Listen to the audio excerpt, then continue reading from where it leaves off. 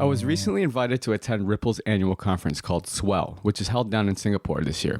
Ripple is a US-based fintech company whose main goal is to enable banks and financial institutions to easily send money across the globe by leveraging blockchain technology. I was also given a rare opportunity to sit down and interview a number of the company's executives to discuss their vision for what they call the Internet of Value. We also talked about the company's main product offerings, their native digital asset called XRP, and the independent decentralized cryptographic ledger, which XRP runs on, called the XRP Ledger. For those of you who have already been involved in the blockchain or crypto space for a while, you will be quite familiar with the tribalism and polarity that exists in this space, particularly among the holders and supporters of the various cryptocurrencies. With that in mind, the format of this week's program will be slightly different than usual. I've taken the most salient discussion points from the various 4 interviews I've had and merged them into one longer deep dive episode with the goal of giving you the most unbiased, objective, and comprehensive overview of what Ripple does as a company and what their plans are for the future. Our exploration begins with a high-level discussion with Brad Garlinghouse, the CEO of Ripple. He gives us a solid background of the current banking system, an overview of Ripple's business model, and the big problem that Ripple is trying to solve. Brad is the CEO of Ripple and a member of the board of directors. Prior to Ripple, Brad held various senior executive positions at Hightail, AOL, and Yahoo. We're here with Brad Garlinghouse, CEO of Ripple. Thank you for welcoming me to the Swell conference here in Singapore. How are you liking Singapore? How's your trip in and everything? It's been phenomenal. Other than some sketchy weather today, Singapore has been a tremendous host for this. And part of the reason why we chose Singapore, frankly, is it is obviously a hub for a lot of activity across APAC. About 40% of our customers are in the Asia Pacific region. And there's also a lot of regulatory clarity, or more regulatory clarity here than a lot of other markets. And that's obviously good for the blockchain industry at large. Yeah, it's fantastic. So we're going to get into all of that. Let's go with I'm going to try to breeze through the 101s quickly, but let's get some background on you quickly for people out there that don't know who you are. Where you're from, what got you into tech, because I know you're a longtime tech person, and why you ended up joining Ripple, back when you did. So I grew up in the United States in Kansas and went to the University of Kansas, and have always been gravitated toward technology.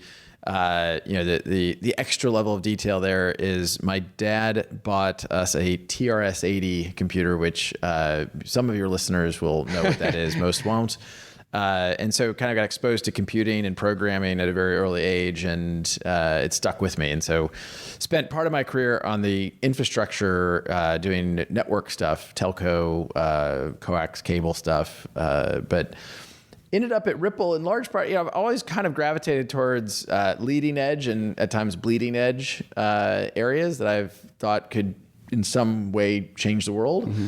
I got involved with the internet very, very early. Got exposed to the Mosaic browser in 1993, and one thing led to another, and spent a lot of time on the internet side, and then a long career at Yahoo.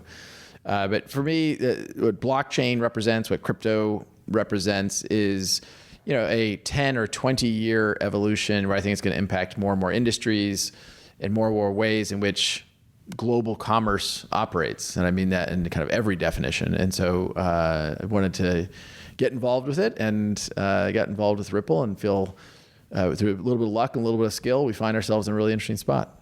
Yeah, I mean, that's a good intro. Kansas, the reason I know it, I'm a Carolina grad, so Roy Williams, Jayhawks. We're friends then. We're friendly. Yeah, competitive. We both hate Duke, so that's absolutely good. Yeah. So that's a good common ground for us to start with. Okay, so let's hear the sort of one-liner elevator pitch, if you will. What is Ripple as a company, and what problem are you trying to solve? Ripple as a company, effectively, in its kind of simplistic way, is an enterprise software company selling software to banks. The tech stack we use includes both an open source digital asset called XRP, as well as some on-ramps and off-ramps, which are kind of proprietary blockchain capabilities that allow for banks to do real-time settlement. So today, as many, I'm sure, listening here are familiar, cross-border financial transactions, whether it's remittances, corporate, they tend to be very slow and very expensive. We have kind of talked about since the beginning of Ripple the idea of an internet of value. How do we let value move the way information moves today? You based in Hong Kong, and I, you can watch a North Carolina game from anywhere in the world anytime, mm-hmm. Yet you can't send a wire on Sunday. One of our panelists here at the Swell conference yesterday made the comment that, we put a man on the moon, we found water on Mars, yet you can't send a wire on Sunday.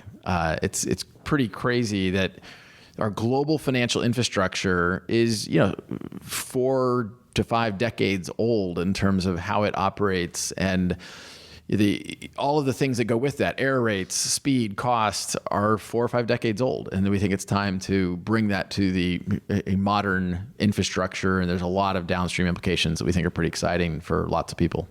It's pretty remarkable that, no one's actually looked that deep into, or maybe people have, but, no one's really come forth. You see a lot of payment solutions that people are coming up with from the technology world, but they're more for the consumer. Yeah. So I think a lot of people just didn't know how archaic the infrastructure, the current plumbing is for institutional cross-border payments. Well, if I might interject on that, I commented on this a little bit in my opening remarks to the Swell conference yesterday, but a lot of the people doing interesting things, whether it's consumer or otherwise, in payments, they're kind of hacks on the existing infrastructure where, because of the limitations of the system, they're building workarounds that allow for a better experience, but they're not actually changing the infrastructure.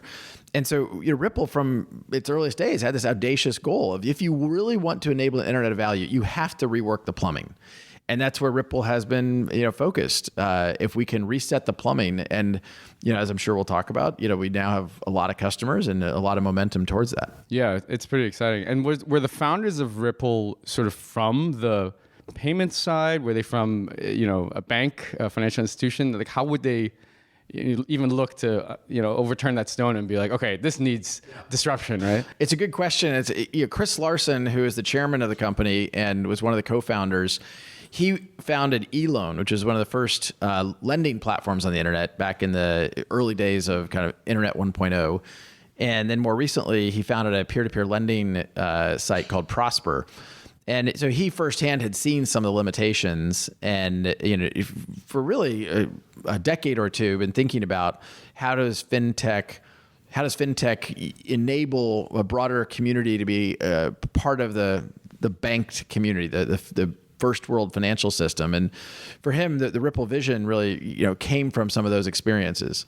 I don't come from payments, and actually kind of a funny story on this is when I first got the call asking, it was a recruiter calling me, he said, well, Ripple's looking for somebody. And I said, like, I'm not your guy.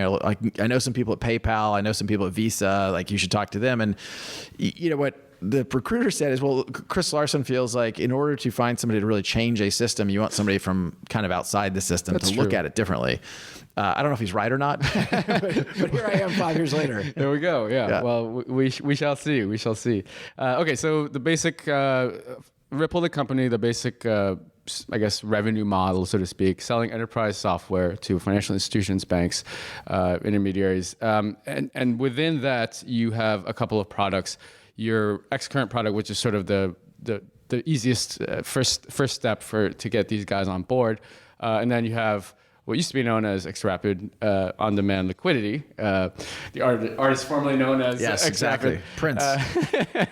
And so maybe you can talk us through those two products, because I think that there's a little bit of confusion, especially from people that haven't researched Ripple, the company, that well.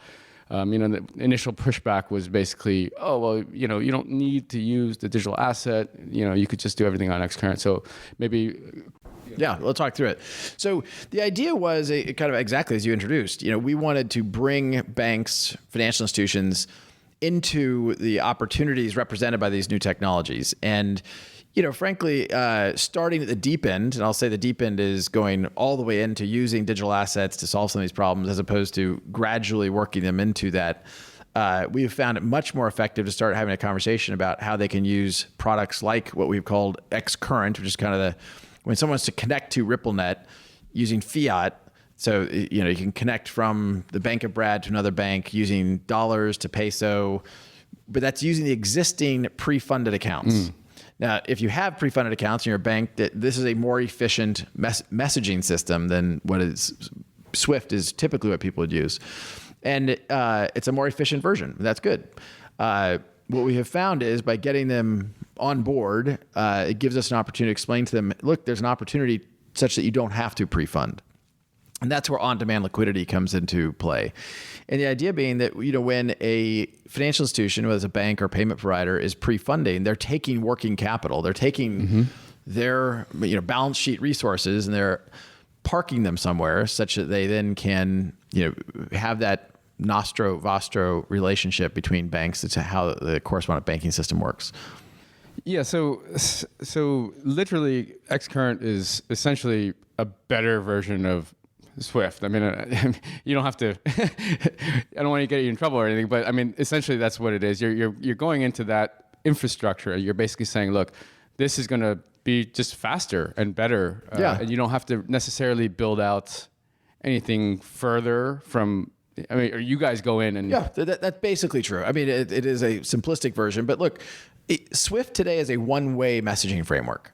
I use the comparison: if you were to send me a postcard, you would fill out the postcard, Brad Garlinghouse, blah, blah, blah, nice to see you, stick it in the post office, put it in a mailbox, and then you have no idea what happens, right? It goes in the mailbox, you have no idea what routing it went to. You don't even know if I got it. You don't know how long it took me to get it, none of those things. Swift kind of works the same way. You execute a Swift wire transaction, you don't know when. The only way you know I received it is when I send you a note saying, hey, I got your wire. Right. So what we have done is really taken that, I think, very rudimentary infrastructure that was built decades ago and said, look, let's have a two-way messaging framework. And when I'm typing in, I want to send a wire to Brad Garlinghouse, you can, in real time, verify does the account number match the name. One of the primary errors that happens through Swift is somebody, maybe fat fingers, instead of Brad Garlinghouse, they say Brad Garlington, and they put in the account number, and it goes to the other bank, and they're like, the account number doesn't match the username. The account number and the account name don't match, and so it's rejected. That causes lots of overhead, and that type of stuff just doesn't need to happen in a world where you can use better technologies, internet-based technologies, to do this in real time. Yeah, so that's again, when you unpack this, it's kind of mind blowing that this hasn't been improved yet. Yeah, or is in the process of still.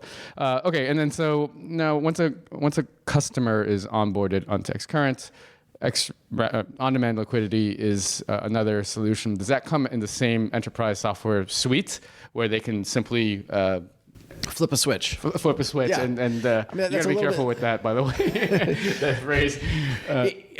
Again, it's a little bit simplistic, but the idea being that when someone connects to RippleNet, they don't have to think about, okay, I want this product. You're connected to RippleNet, and we can offer different features and functionality within that. If you already have liquidity, you don't need to use on-demand liquidity. And those payments don't touch XRP.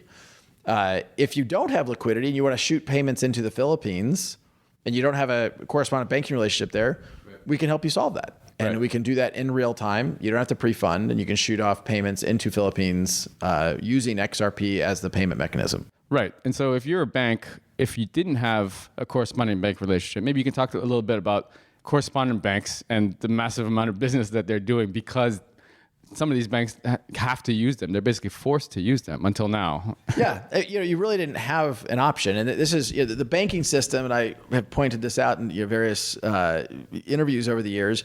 There's $10 trillion pre-funded in accounts around the world, which is effectively the grease, the oil that is facilitating the engine that is correspondent banking.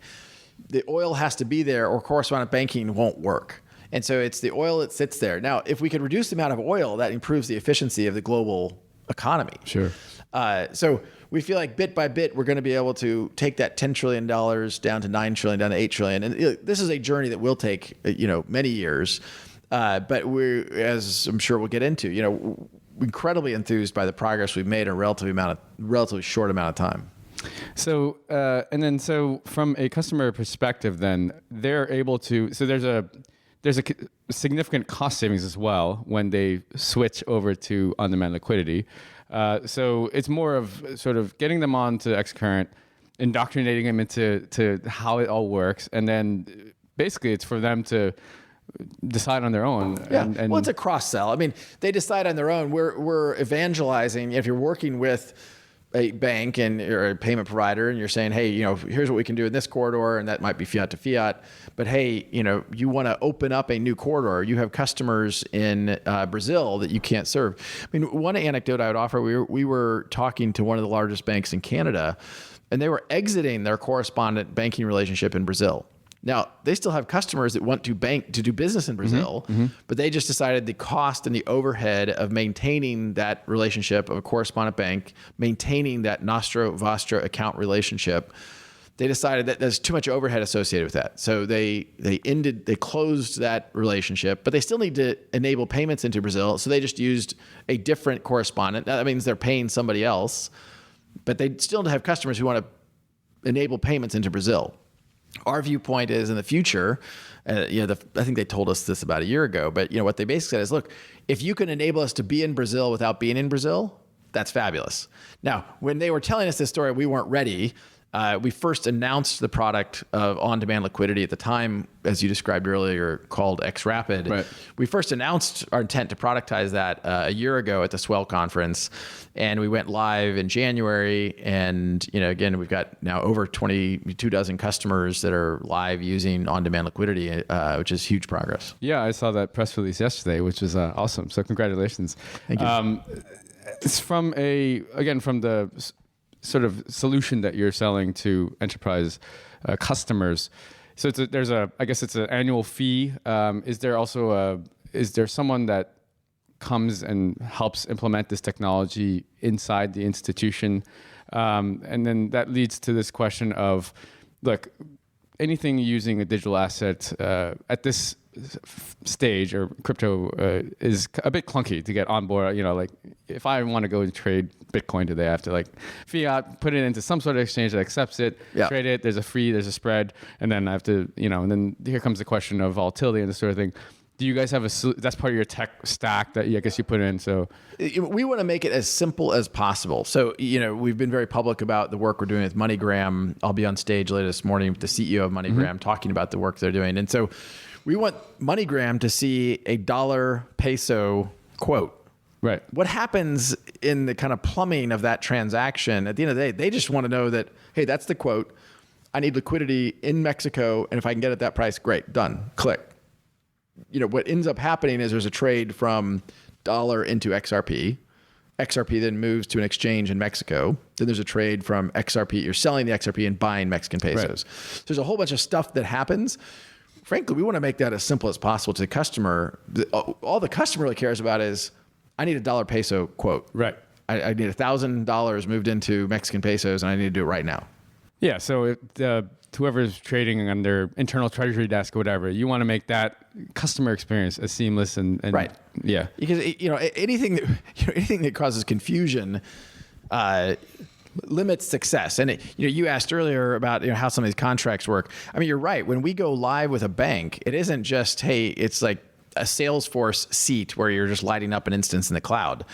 You actually are deploying technology typically today behind a firewall, right? You're going and we have integration engineers who fly around the world and go on site with a bank, with a payment provider, and help with that deployment. And that's the nature of how this stuff works, and it's part of our business model.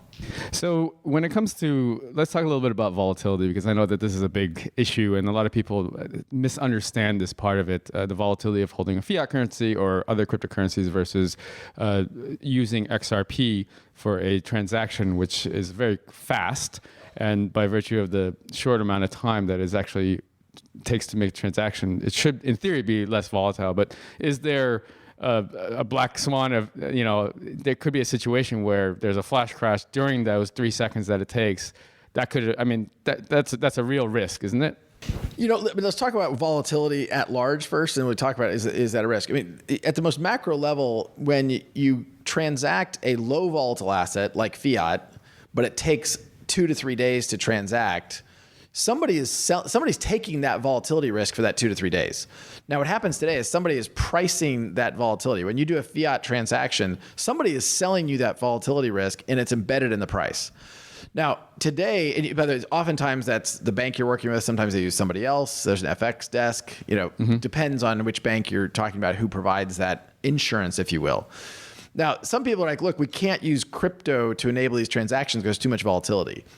Volatility, though, is duration, is time times volatility. And it turns out if you take a low volatile asset over a very lengthy time, which is about 3 days, is about 260,000 seconds, or you have a a high volatile asset like XRP over a very, very, very short amount of time, it turns out there's less volatility risk in an XRP transaction than there is in fiat.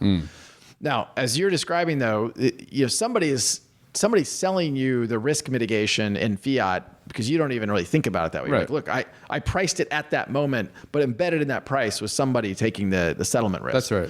Now, today, because it's so fast, you don't have that in the crypto space. XRP, maybe you would need that in the Bitcoin space because a transaction is quite slow, relatively speaking. Yes.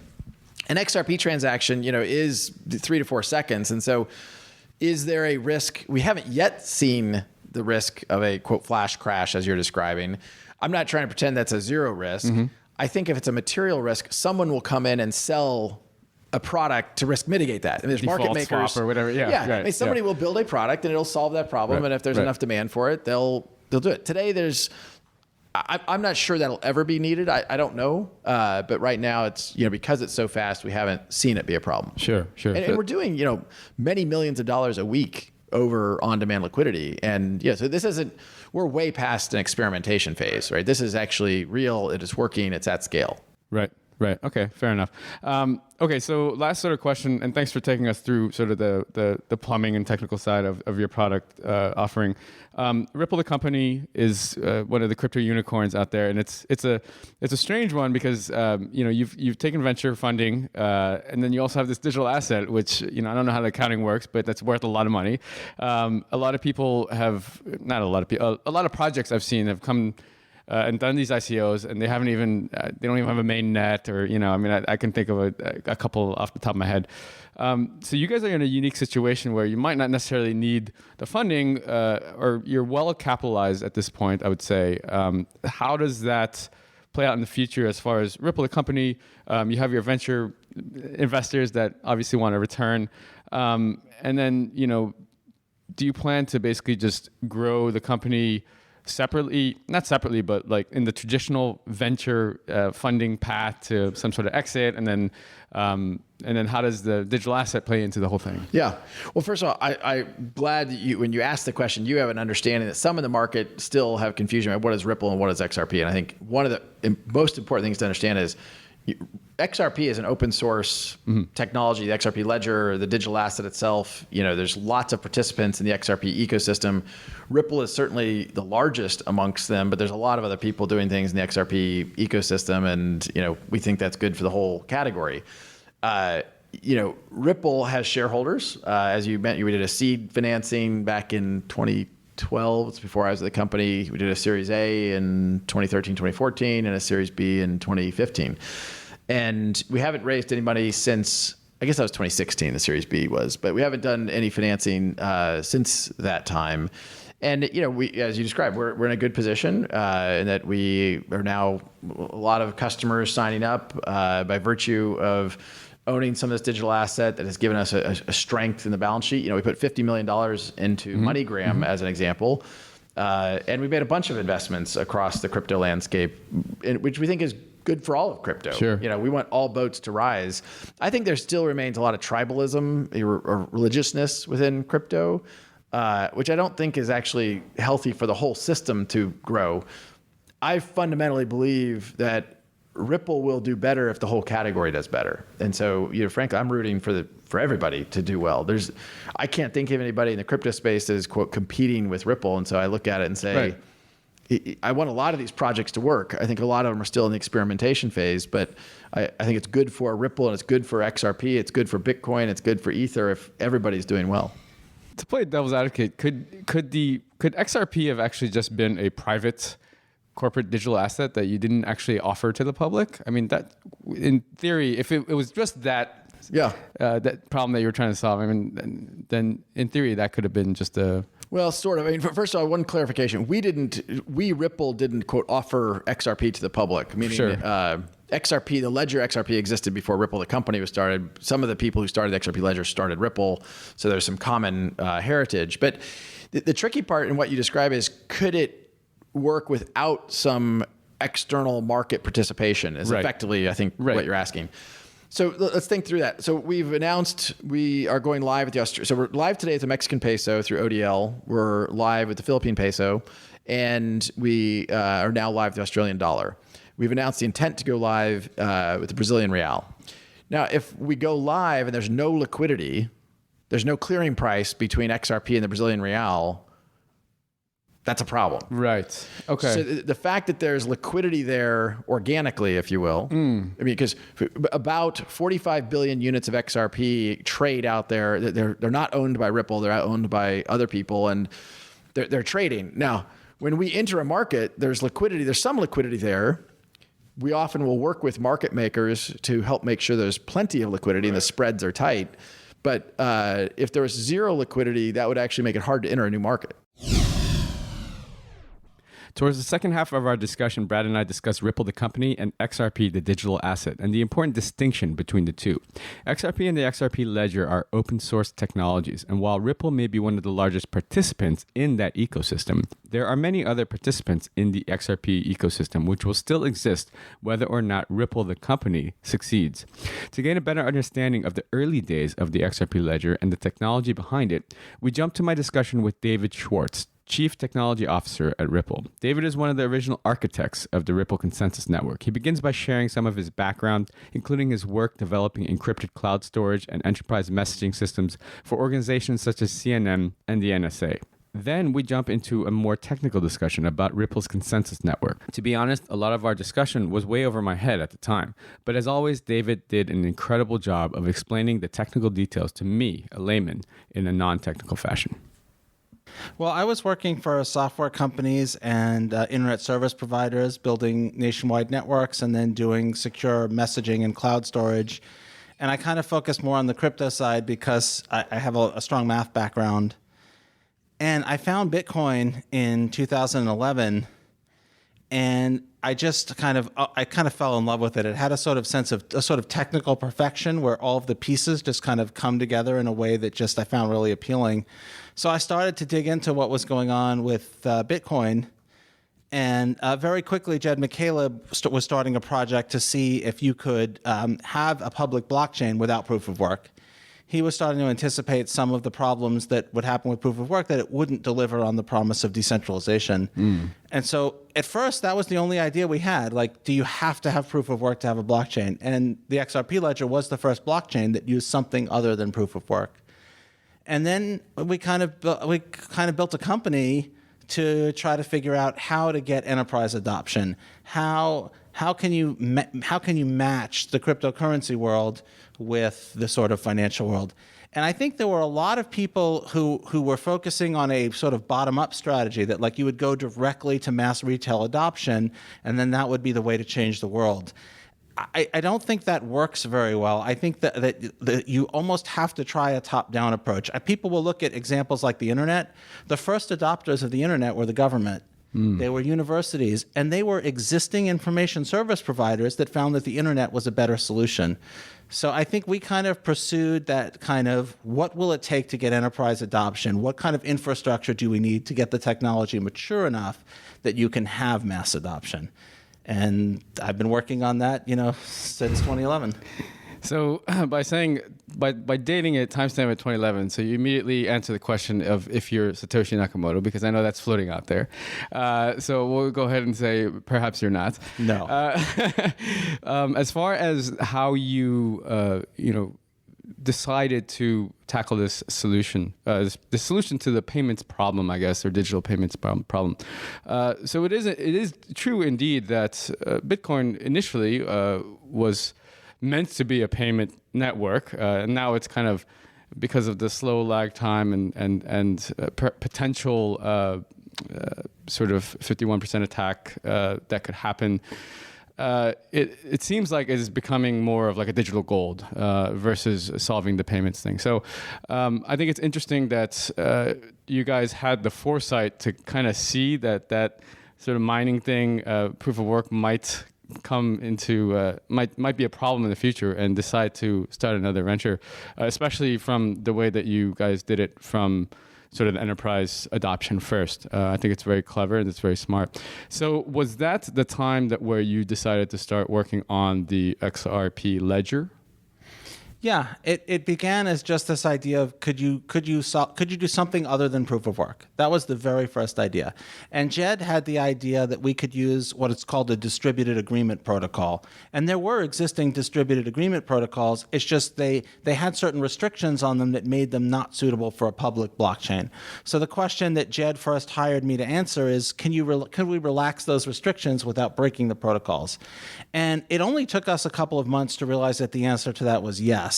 But the next question that we had is like, what is that good for? You know, if you discovered a way to make a new material, but it's really expensive and it's really heavy and it corrodes easily, you're like, oh crap, like we made this brilliant new material. It's this clever combination, but it isn't good for anything. So we started to have to figure out like, what is this good for? And we realized very quickly that it had certain advantages over proof of work, including just that it could be cheaper, that it could be faster, but some that are a little bit more sort of in the weeds technically, that there isn't a dictator who chooses what goes in each block. And so we started focusing on use cases that would take advantage of the benefits of the protocol that we had developed.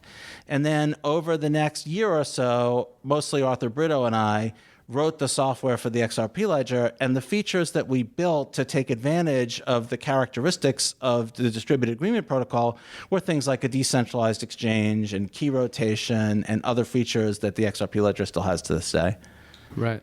So from in its core, the consensus protocol that Ripple, the XRP ledger runs off of is completely different than, say, Bitcoin's proof of work. Maybe in layman's terms, you could explain to us the basic differences there, and then expand upon how the XRP ledger, like, why is it so fast, and how is it so efficient? You know, how did you make it so fast, right?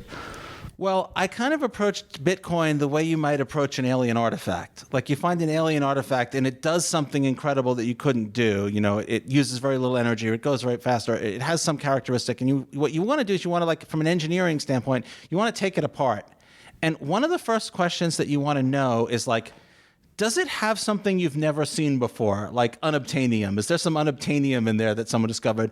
Or is it just a clever combination of existing parts? And of course, Bitcoin doesn't have any unobtainium. It's a clever combination of parts. And then you look at, well, what are the parts and how are they combined and what are the benefits you get out of it? And then it's like, well, can I combine those same parts differently or change some of the parts to get different benefits? And a lot of people at the time, and that would include me, thought that the proof of work was like the unobtainium. The proof of work was like the thing that Bitcoin had that nothing else had.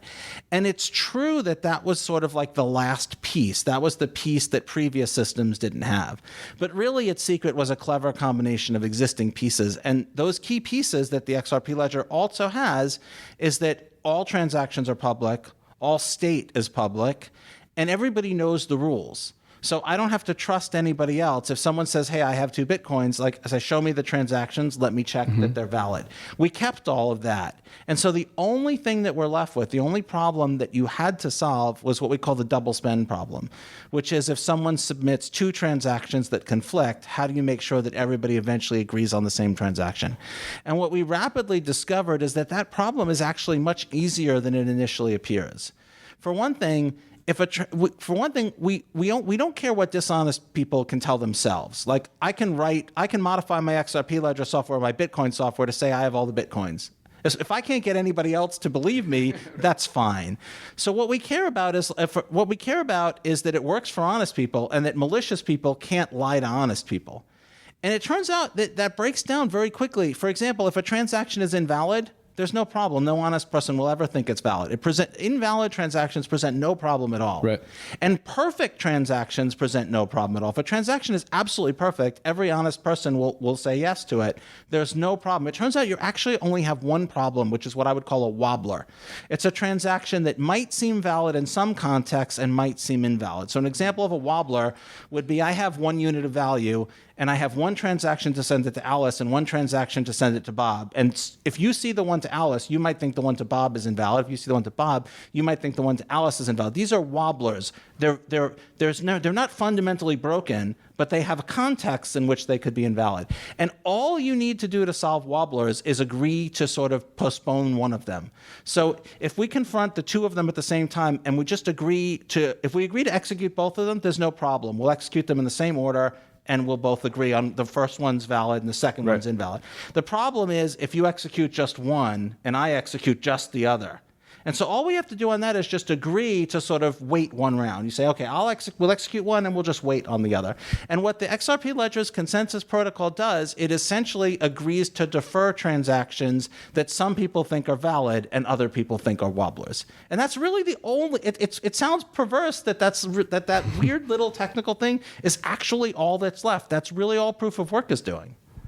That's quite interesting. So the mechanism by which you're able to, I guess, batch them so you know which one's a wobbler or not is basically by the validator nodes on the network that they kind of go in some sort of order or there's a certain consensus or majority that needs to be voting in the right way, so to speak, right? Right. So what will happen is each validator in a round will say, these are the transactions that I think are valid and should be executed this round.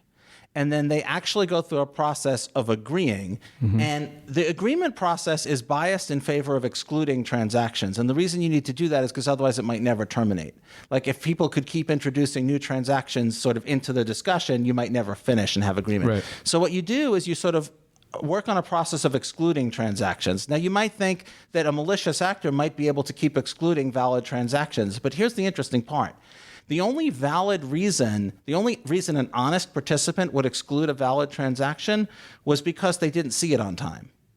Like if you saw a valid if it paid the right fee and there wasn't a conflicting transaction, everything was fine, the only reason you wouldn't vote to include it is because if you saw it too late. Well, if you saw it too late in the previous round, you certainly didn't see it too late in this round. Right. Like if you told me you didn't see it in the previous round on time, and the previous round came before this round, you necessarily saw it before this round. So no honest participant can say a valid transaction shouldn't be included 2 rounds in a row. So what happens to that participant then if he's not honest? So the honest participants identify the dishonest participants by them violating these rules, and they simply stop listening to them. So the thesis is the honest participants will stick around, and the dishonest participants, as soon as they do something bad, they will get excluded. I see. So and a honest or dishonest participant, that is basically a validator node. Right. Each one of those represents a validator node. Okay, so, and then there's the other question that I know has been out there, asked many times, is the sort of centralization of the validator nodes. How many does Ripple, the company, own? And does that pose an issue out there? You know, I'm curious, what is it, like, does it cost money to set up one of these nodes? Like, how does that work? And, you know, how many nodes are there out there right now? And, you know. So I would start out by saying that the validators don't really control the network. They're really just agreeing to advance the ledger. They can't, there's nothing a validator node can really do other than like stall the network. Like if a validator node refuses to come to an agreement, then it could break the network, but then it has to sign all of its messages. So it's kind of like the same thing with Bitcoin. Like mining either works or it doesn't. And if mining works, like you don't really, you shouldn't really care about it. It's not really something that affects your ability to interact with the ledger. That said, the cost to run a mining node can be from very cheap. It depends on how you want to do it. If you just want to run a validator and you want to do the minimum necessary, there's someone who sent me a picture of a validator running on like a $300 computer in their living room next to their TV. And that works just fine. We would kind of prefer to see validators that were more maintained and higher quality because you don't need a lot of them. Quality is definitely more important than quantity here. If you could have 32 validators run by 32 completely different entities that were very reliable, that'd be great. And if any one of them becomes unreliable, then you would just, we would hope people would stop listening to that validator and listen to some other validator. We're trying to get down to the point where Ripple is running just one validator, and we have at least 32 of them out there. And that's fine. You don't need our permission to run a Sure. validator. You can just download the software, fire it up, and literally you enter one command and you're a validator. You're just like, I want to be a validator. You're a validator. That doesn't mean that anybody's listening to you, but you can then sort of convince people that you're operating reliably and that they should try to come to agreement with you to advance the ledger. Right. And so, yeah, and you can still going back to your previous argument, it's essentially, it's almost like game theory, as the market will decide in the long run, whether if you're honest or you're dishonest. If you're dishonest, then eventually you would hope that the rest of the people on the network, the ledger, would ignore basically what you're... You have two choices. You can pretend to be honest, and the longer you do that, that's fine. At some point, presumably, like if you pretend to be honest forever, well, that's great, that's fine. It doesn't matter. At some point, and really about the only thing that you can do is you can try to censor, or you can stop advancing the ledger. But in order to do that, you have to sign the statements that you're doing. The reason people are listening to you is because they're coming from your validator. And we would hope that if other people using the network want the network to work, and if they don't, why are they using the network? Right. They would then see who was provably being malicious and just stop listening to them. It is a different philosophy. It is a different design. Most of the other systems are using incentives. My argument is that incentives force a race to the bottom. Like, I'll give you an example. If you're a Bitcoin miner, you want to make money mining. If it costs you more money to run a miner than somebody else, you're just going to go out of business. You're going to lose money. And so it forces a race to the bottom. And so miners are like running in the most weird corners of the world with unreliable power and cheap hardware. And if it breaks, that's fine. They stop making some money, and they're okay with that because they're making money while they're operating. But their incentives are not aligned. Everybody who mines increases the mining difficulty for everybody else. So it becomes this sort of race to the bottom with misaligned incentives. If the only incentive to run a validator is that you want the network to be more reliable, all of the incentives are aligned. And as long as the cost is low, and as long as there's some set of people who find the network useful, if there aren't 32 people who find the network useful enough to run one computer, then it probably should die. It probably doesn't deserve to keep running. Again, it's worked for a couple of years. It is a somewhat newer technology, and I think we got it right, and time will tell. Are the people that are, say, of the 32 that are running enterprise-grade validator nodes, are they customers of yours or partners or just friendly XRP entities out there? All of the above. There's a lot of them that are universities, and some of them are doing it for research purposes, and some of them are doing it just because they want to improve the health of the ecosystem. Some of them are businesses or investors that have positions in XRP. Some of them are just XRP community members. Some of them are Ripple partners. Yeah, it varies. And I think variation is what you want. What you don't want, like the nightmare scenario, the worst case scenario is if the validators sort of collude against a particular party. And so if the more diverse they are, the less likely they are. My friend Arthur Brito, one of the other developers, he would say, like, I don't trust Hamas and I don't trust the CIA and I don't trust like the government of Israel, but they're not going to collude against me. Right. I mean, it's kind of silly. It's an unusual type of trust. You're not trusting them to act in your interest, or you're not trusting them not to do specific things like in general. You're trusting them not to align against you. Right. And the hope is if the stakeholders of XRP, the people who are using the ledger, don't want it to be fair and they don't want it to be censorship resistant, then it won't be. There's no power that can force a system to be fair and wonderful if the people using it don't want it to be. What you want is a system that enables censorship resistant if that's what its users want. And if validators were to somehow like start colluding to censor transactions or colluding to stop the network, we would hope that the users would stop listening to those validators because they find the network less useful if it behaves that way. But an interesting thing about public blockchains is and the lack of counterparties and the lack of centralization is like, if I were the centralized operator of Bitcoin or the XRP ledger, I could promise you things that you might want. Like I could promise you that there won't be censorship. I could promise you that there'll never be more than 21 million Bitcoins. I could promise you things. But since there is no centralized operator, there's nobody who can promise you those things. So it's nice that there's nobody who can betray the promises, but it's kind of not nice that there's nobody who can make the promises. These systems will do what their stakeholders want them to do. Right. As we saw in the Bitcoin fork, people disagreed over what the block size should be. And so nobody could say, no, the block size shall be X, and that's what it's going to be. They kind of had to fight it out. And so that's kind of the downside of decentralized systems. So it sounds like, So from your perspective, what's the greatest risk to the XRP ledger right now? Is it a handful of validators, bad actors that are in there that all decide to collude for no incentive, for whatever reason they want to, and basically disrupt the consensus protocol? I don't think so, because I think even if they did that, it would kind of be a short-term speed bump. The things that I worry the most about is like a defect in the software that nobody's found yet, because who knows like what that could what damage that could cause in the short term. Almost anything you can sort of repair. If you have a historical snapshot, you can rewind, but obviously it really undermines like the value proposition is that these transactions are irreversible. Let's say I found some bug or exploit that let me do something on the XRP ledger I'm not supposed to be able to do. Like I found a way to create a whole bunch of XRP. We could agree to like rewind the ledger, but then anybody who accepted that XRP as payment for something, they would lose out. One of the biggest things that I think we did in the XRP ledger software that I'm very proud of is we built what we call an invariant checker, which is a specific security module to detect any transaction that violates a key rule.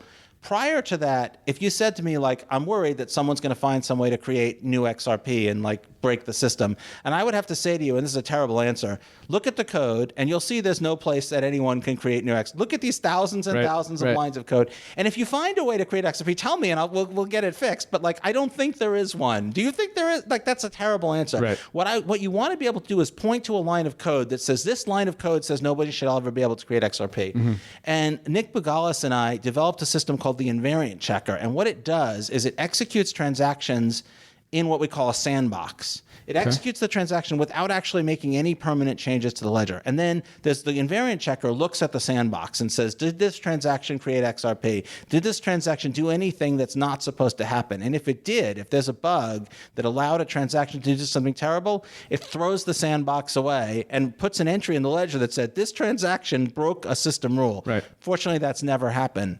But those kinds of scenarios that we put all this effort into preventing them from happening, but there's no way that I can promise you that there's no bug. Right. So that's really what I think is the biggest threat. Yeah, I mean, I think that, and then there's also the trust issue. Even if something like this came up and you were able to resolve it, then there's the community trust issue, which I mean, for whatever reason, the community is quite polarized in how they view the various projects, unfortunately. I mean, yeah. Well, the Concorde had no accidents, and it was like the safest airplane. And then it had 2 accidents in a short span of time, and it went from being the very safest to one of the least safe. When you have such a good record, if you look at the XRP ledger's uptime, and you look at there's never been a reverse transaction, there's never been censorship, there's never been a rewind. It's like, well, can I promise you that that's good evidence to suggest that there might not be? But of course, one incident, you would go from 100% to a number that it's got a bunch of 9s in it, but still, you really want that enterprise level of reliability, and that makes development very slow. Anytime you want to add a new feature, you take risk, and a terrible answer to people is like, you've been relying on this blockchain for billions of dollars in value and it hasn't done anything terrible. I've made some changes to it. Rely on that for billions of dollars and we'll see if it does anything terrible. Like and that really, to some extent, obviously we're as careful as we can be, but really, with other pieces of software, you might tell people, okay, some people try the new version, some stay on the old version. It's hard to do that in a blockchain because everybody has to agree on everything. And so we put out new versions and we have test networks, but people will never use the test network the way they'll use the real network. And it's a little scary. It makes development slow. The pace of development was super fast when we had 0 customers and nobody was using the XRP ledger. And the day that we opened it up to the world is the day that development just became, maybe 1/10 the speed. Wow. Okay, interesting. And then just to make it clear, the XP Ledger it's its own entity. Ripple is a company that sells enterprise software solutions to financial institutions and banks that happen to use the XRP Ledger and XRP, the digital asset, in their enterprise technology package platform. That's exactly right. The XRP Ledger is open to anyone. Anyone can use it. It's a public blockchain. You don't have to ask Ripple's permission. And if Ripple says no, you can use it anyway. Ripple's a company. We're a traditional company. We have shareholders. We have a CEO. We have a CTO, which would be me. we have customers, and we can provide you technical support. You can't call up the XRP ledger or Bitcoin. Those are public blockchains. Yes, Bitcoin, Ethereum, XRP. I feel kind of tick off the box of, okay, there's a certain use case. I don't know whether it's right. Maybe Bitcoin's digital gold. Ethereum might be the smart contract platform. XRP, this payments thing. Someone coming new into the system, a lot of talent's accruing from Wall Street and new grads now, they want to go into blockchain. They don't want to go anywhere else. Any sort of areas, segments, verticals that you feel needs disruption? And it might be stuff that you guys are already working on at Ripple, because I know that you guys are doing a lot of stuff behind the scenes as well. What piece of advice could you give someone coming into this space? Well, I think where you're going to see it first is like the more adjacent the vertical is to the verticals that we have already, the more, the earlier and the better the target. So payments were terrible, we're making payments better. And like store of value, means of exchange were terrible, we're making those things better. So the logical next thing is like, what is something that's terrible because payments are terrible? What is something that's terrible because we don't have a good store of value? If we have a better store of value, and what I would give as examples of that are things like lending, things like trade finance, things like sort of like equity settlement, tokenization of assets. Like I want exposure. I live in New Zealand and I want exposure to Apple stock. Like how do I get it? Right. Like, or I live in Brazil, but I'd rather have exposure to the dollar than the Brazilian real. Like those kind of things that are adjacent, that are really close and adjacent to payments. And what I would also, and this is a little crazy, is like, if you want to have small companies that compete with things that big companies do, like Airbnb, for example, is a big company. Right. They have a large number of payment engineers that allow them to take money in and may pay money out around the world, and that's what enables them to be so big. But if I want to compete with them, like let's say I know the Portland, Oregon area super well, and I'm going to inspect every property, and I'm going to come up with an algorithm to help them price it right, and I'll adjust their pricing to take advantage of supply and demand. I'm going to be fantastic. I'm going to be the best, like the Airbnb of Portland, Oregon. Right. But if my first step is I have to hire 200 payment engineers, that business is never going to get off the ground. So the thing is like, who can provide me that type of infrastructure at a one-stop shop? And then what can I do once I have that? Where I don't have to, if I want to be an Amazon or if I want to be an Uber, and I have to spend these millions and millions of dollars like on getting my payments right or getting my ability to move money around the globe, my treasury functions, like if I can do all those things super efficiently, who's going to give me the one-stop service, and then what are the new businesses that are going to become possible because they don't have to spend all of that money building up that infrastructure? That's like where we're going to go next, I think. Wow, that's pretty interesting. Yeah, very interesting. David, thanks again for your time. Last two questions are kind of related, but it's basically, who's Joel's cat, and what is the best place to find you, follow you, and harass you on whatever social media platform you're on? Well, I'll answer in the other order. The best social media platform to find me on is Twitter, @JoelKatz. That's where I'm the most active. You might say I'm addicted to Twitter.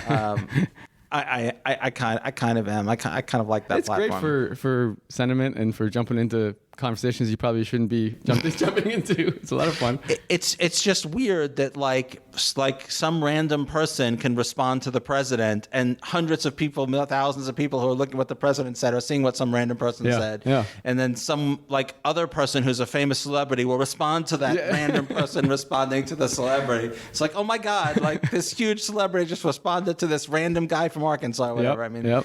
I kind of like that. It's great.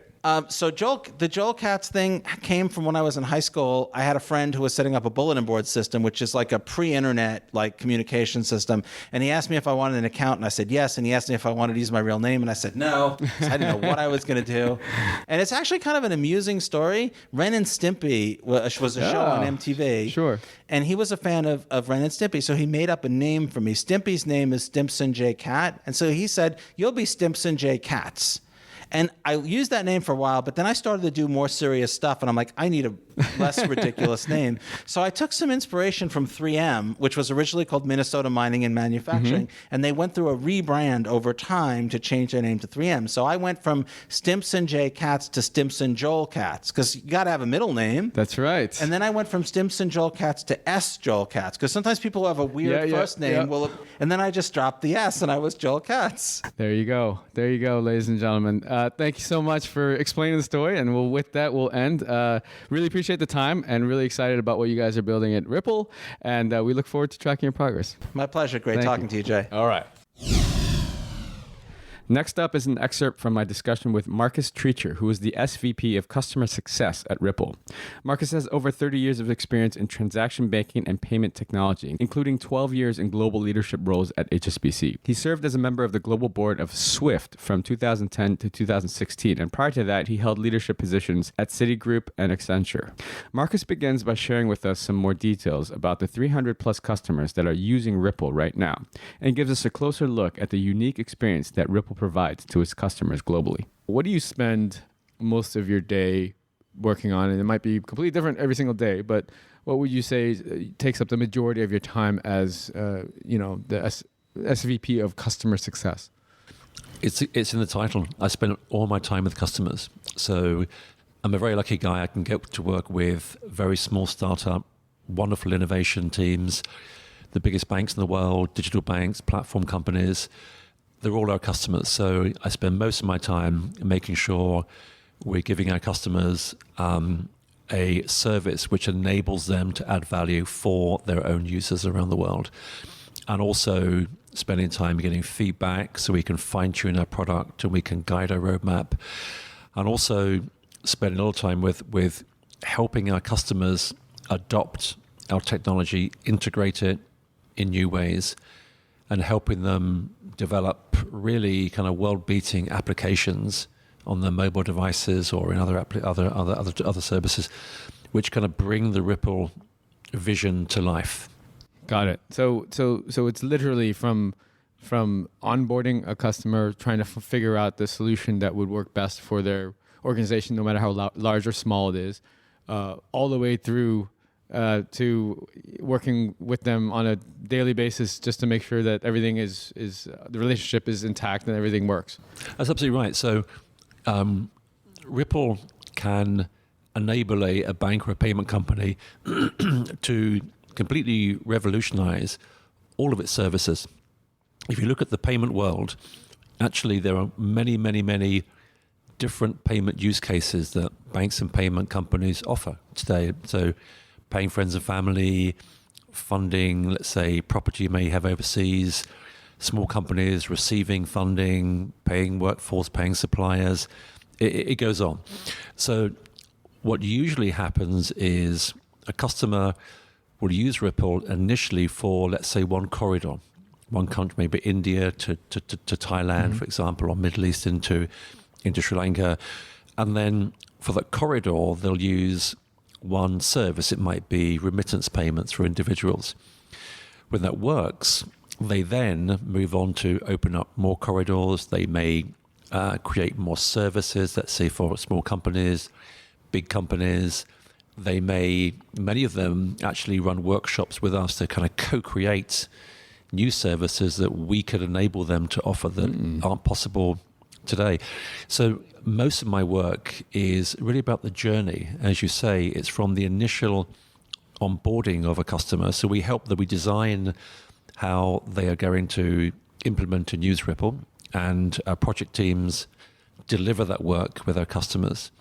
And then our account management teams then work with our customers. We allocate key customers to specific account managers around the world. I really grow the use of Ripple with them and make sure that we're giving them strong, clear success, both in terms of their top line numbers, their P&L, their market share, as well as the efficiency which we can deliver for them or help them to deliver in their operation, because the Ripple network is far more effective and efficient for the banks than the legacy networks. And we also have our support teams globally for tech support. So it's a whole, if you like, the whole service we offer from the initial sale. It's because it's annuity. You know, the payment business is really about working steadily, thick and thin, building out use, building out volume. It's a long game we play with our customers. Sure.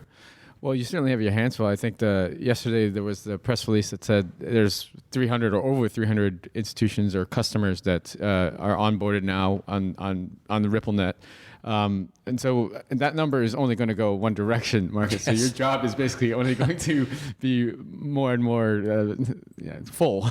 It is, yes, it is. And each of those customers themselves contain many more customers, if you like. So, let's pick Santander. One of those 300 is Santander. Santander itself has many, many projects. It's running on Ripple. It has many connections. It's running on Ripple.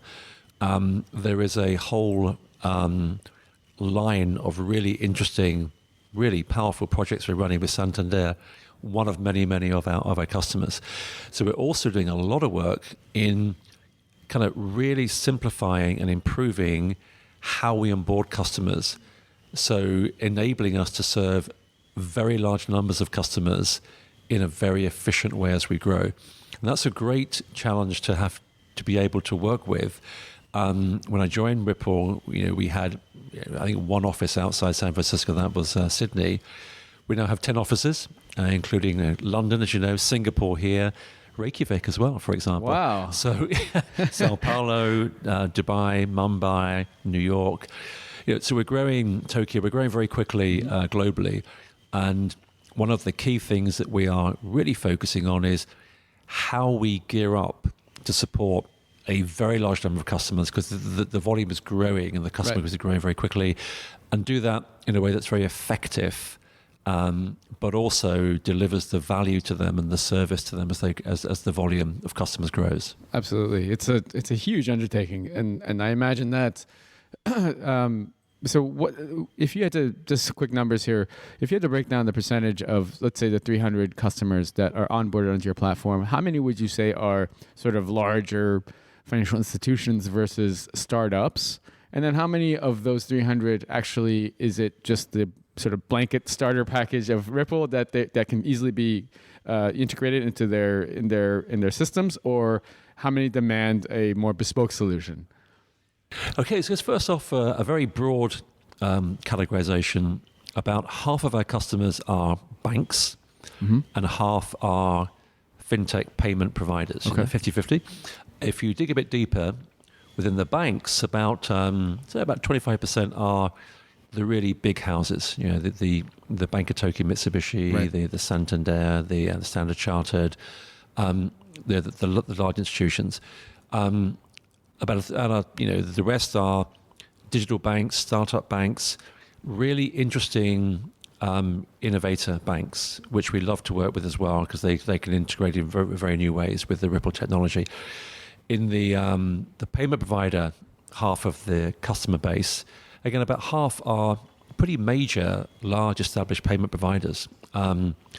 Massive volumes, well-established organizations looking to put much more efficiency into their payment networks. Right.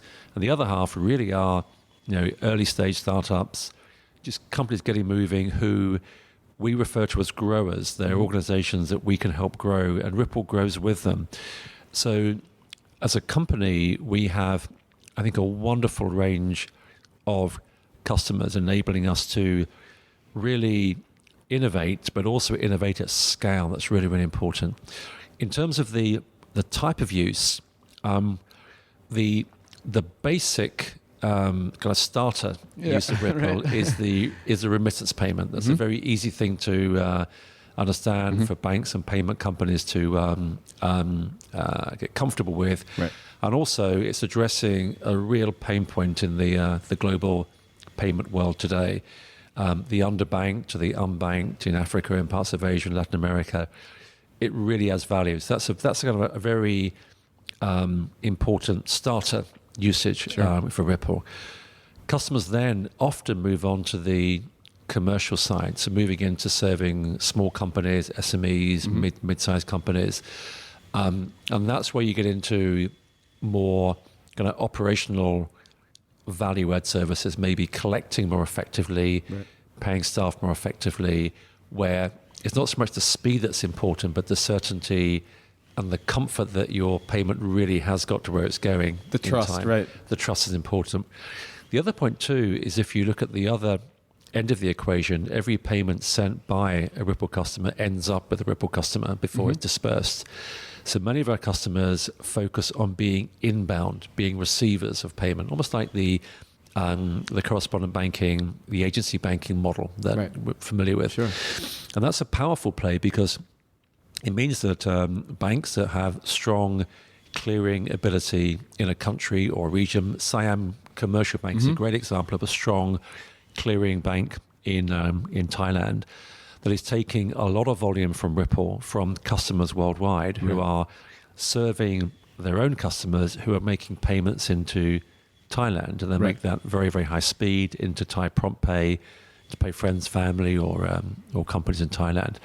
And that's a very, very important role that many banks find very attractive, to be that inbound player and therefore to pick up that volume. Right.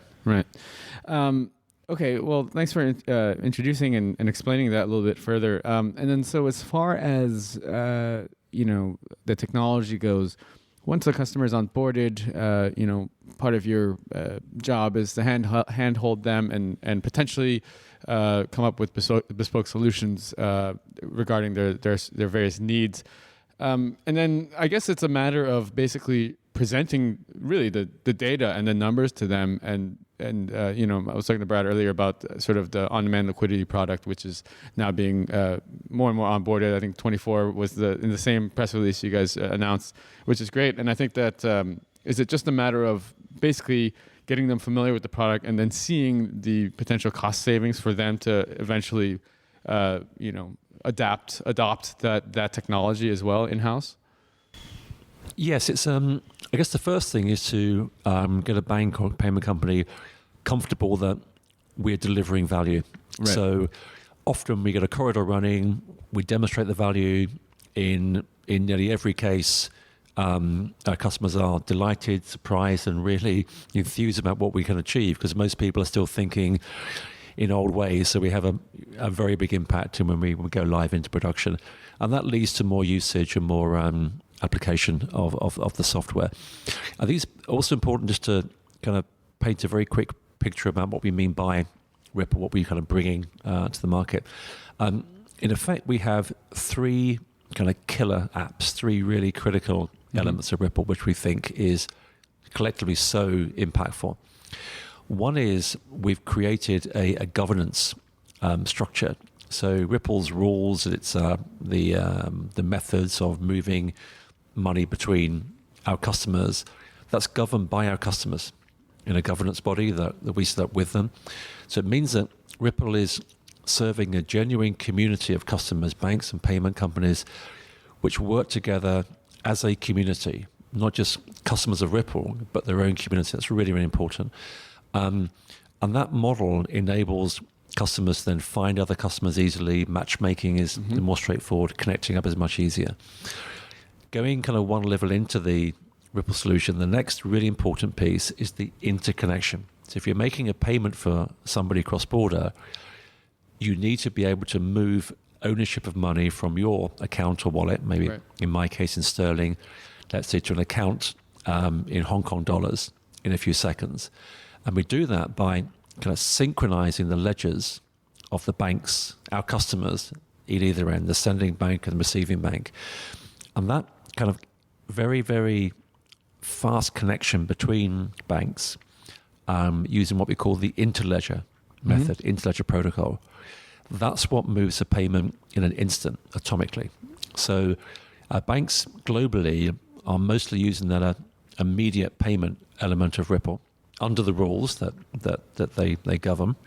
And that means they can pay each other in microseconds, incredibly fast, in now up to 45 countries, and very soon, global coverage. We're well on the way to global coverage. And that in itself is an awesome game changer. Absolutely awesome.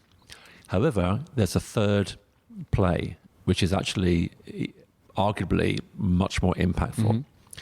And that's to attack the liquidity problem. Right. So today, the numbers vary, but you can be comfortable quoting 10 trillion to maybe $20 trillion locked up around the world. Any one moment, all the time, for payments to come eventually into a country and disperse. It's a huge load and drag on the global economy. So by developing our on-demand liquidity solution, we can address that problem. So as well as enabling payments to move hyperfast, we can deliver the liquidity into the country, into the account that the payment is going to run over at point when required. So it means that our banks and payment company customers can in future hold their currency, hold their value in their home currency, which far, far less risk, and deliver those liquidity pools at point of need. It's got 3 layers. It's the governance, hyper-fast delivery of payment between you and me, individuals via banks, and also enabling our banks to manage their liquidity far, far more efficiently than they ever can today. Right. So I think that third layer is where most people, unless you are in sort of the banking system or are familiar with that, don't really know how it works. But that is essentially, I mean, that's money. Let's say my bank, the SCB, let's use that example. For me to make remittance or payments into Thailand, I would basically have to deposit a certain amount of money with SCB. Is that correct? That's correct. And then that just sits there when it could be on my books. I mean, that's working capital or whatever, right? That's correct. Yeah. Okay. So that's it's a game changer, basically. It's massive. Yeah, it's massive. And the beauty of what we're doing at Ripple, we're not just building solutions looking for problems like many blockchain companies do actually. We've always been focused on taking friction out of cross-border payments. That's what we do. And because we have that mindset of we're going to fix a problem and we're going to deploy the best and most creative minds in the industry against that problem, that's how we've moved so far with the blockchain stack. And actually, the hyperfast delivery of value over Interledger, the on-demand liquidity that kind of complements that very powerfully, they both deploy elements of blockchain fine-tuned for those solutions. The use of XRP, the use of the consensus ledger, perfectly designed and fine-tuned for on-demand liquidity, the application of cryptography for Interledger, the protocol that we created and we given to the World Wide Web for Interledger, perfectly tuned for creating an internet for value. And we got there because we focused on the problem, and from day one, we've been working with banks and payment companies from day one. Right. And it's a real world. And most of the history of Ripple is a combination of, in my view, my humble view, fantastic innovative creativity and real hard graft, grinding out solutions, fixing problems, speaking to customers. We're doing here with the Swell conference, getting feedback and ideas. That's how you do it. Marcus, let's take the last few minutes here, and I just want to talk about Asia specifically. Obviously, the Swell conference is here in Singapore, and that's there's definitely a statement there. And you guys have a lot of partnerships here within the region. Maybe you could highlight some of the key partnerships that you have here. Any plans that you have going forward with Asia and the region, and what excites you about Ripple's growth here? Okay, I'll do it in reverse order. We're massively excited about Asia and how Asia is driving fintech. I mean, some of the innovations around wallet technology, open network technology is pretty awesome. And that's the key reason why we're focusing so much on Asia and why we've recently opened up a permanent office in Singapore, and we continue to build in Asia, so basically based in India and Singapore, but building up from there into other countries around China, Japan, Korea, very, very important.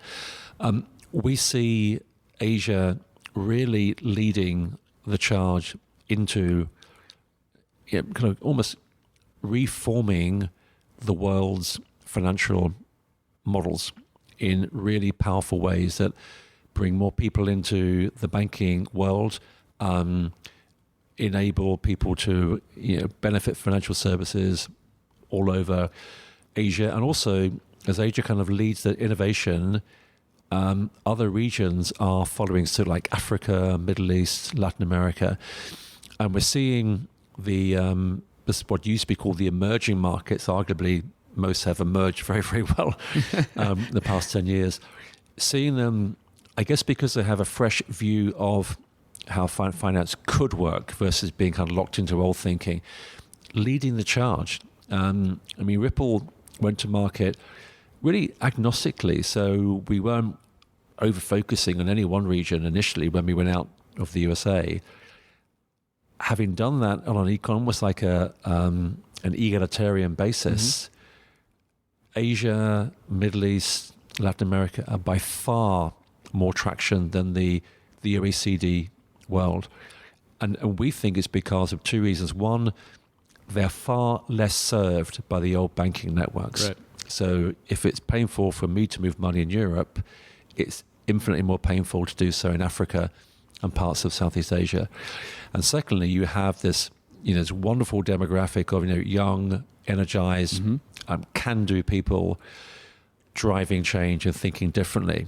And you put those two things together and you get something very special, which is a complete transformation in goods and services, how things work and how people interact with each other.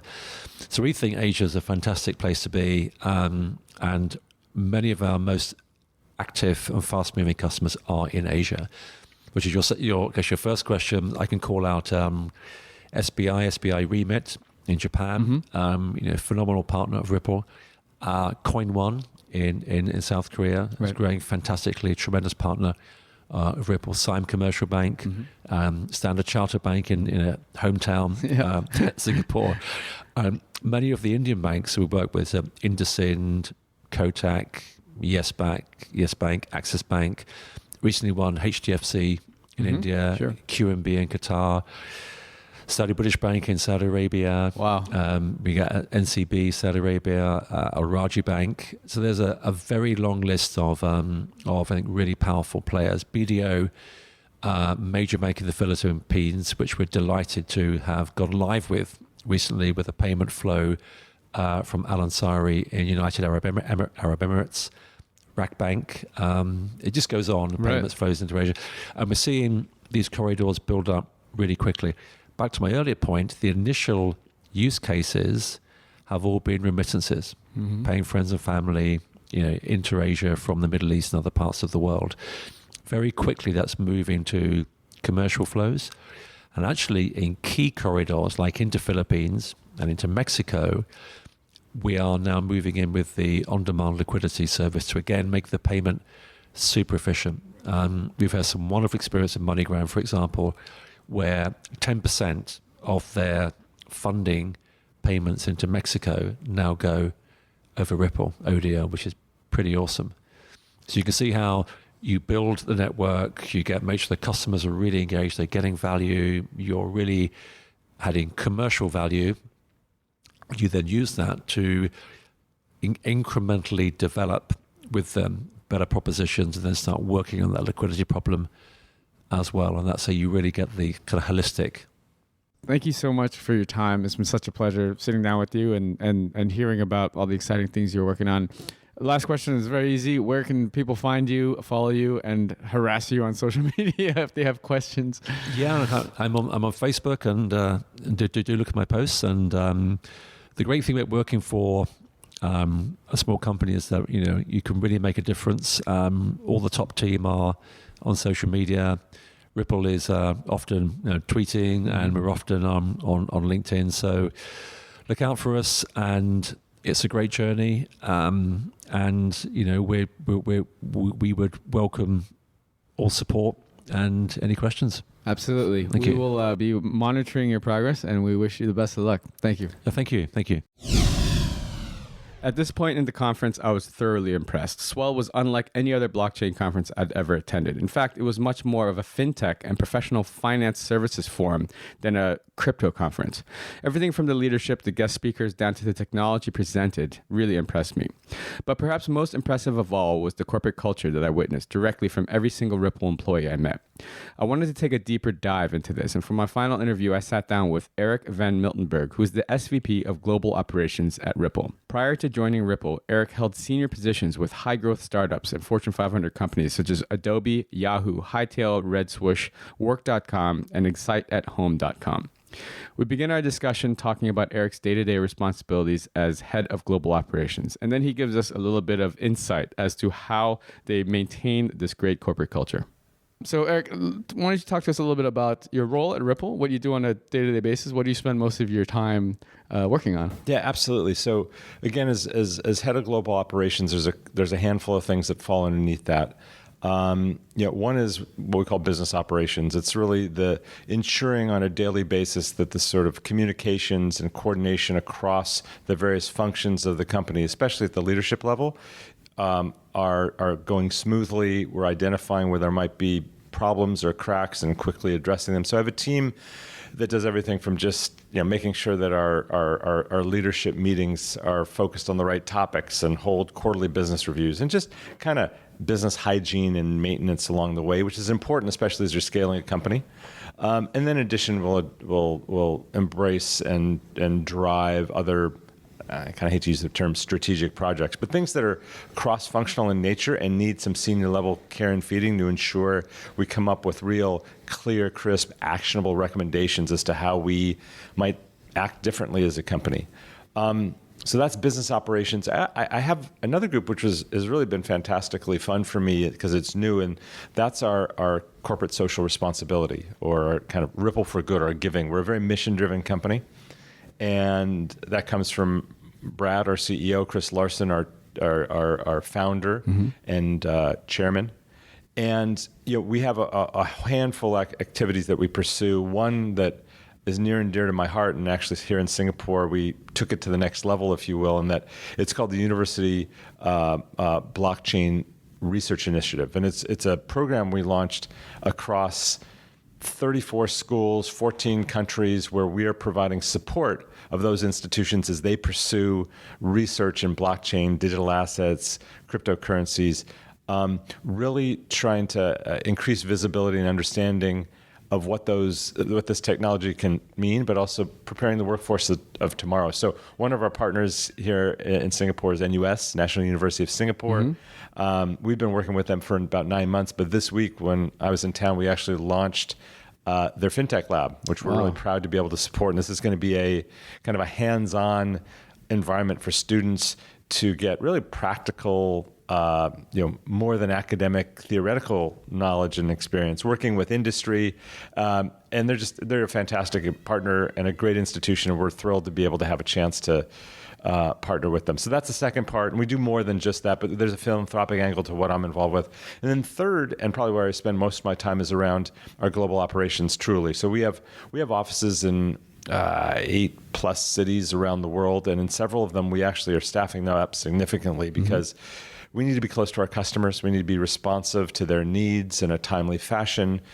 We need to understand the use cases in the market, the regulatory environment, and you can't do that if all you do is sit in San Francisco. Sure. So it's been a busy week. We opened up officially our brand new office here. We've had employees in Singapore for a couple of years, but we've grown to a point where we needed our own space. We were in a Justco, a WeWork type facility, right. and that was getting a little cramped. So we have a beautiful new office.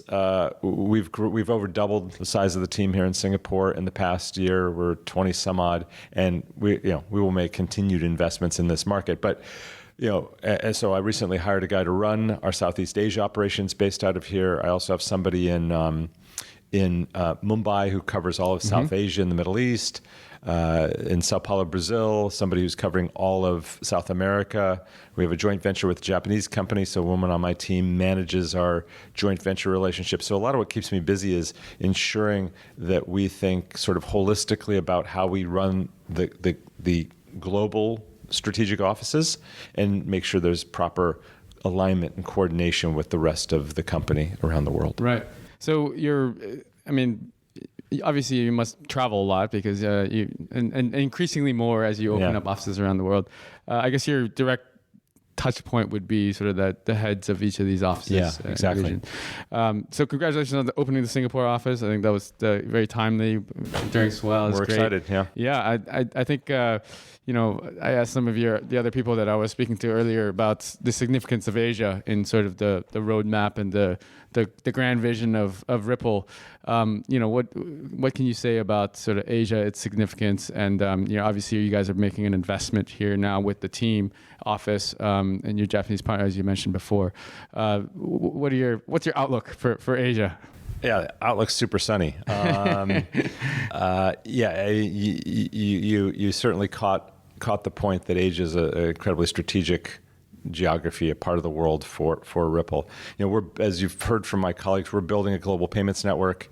Every financial institution that joins RippleNet is another node on that network, and so our goal right now is to light up the network to create as many high quality endpoints and financial institutions that allow more transacting. Each node can transact with another node. So we listen to the market, we listen to our customer, and there's just a ton of demand coming from Asia Pac.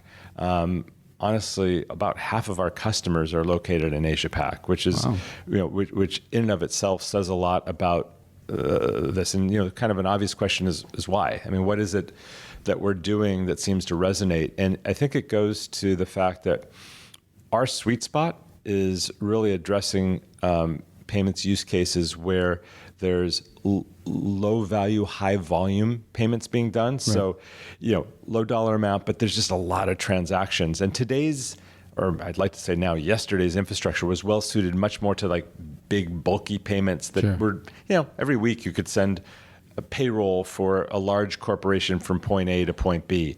And the old infrastructure did that pretty well. But today's economy, you're looking at far more. I mean, the growth of remittances around the world is increased dramatically. It's over $600 billion now.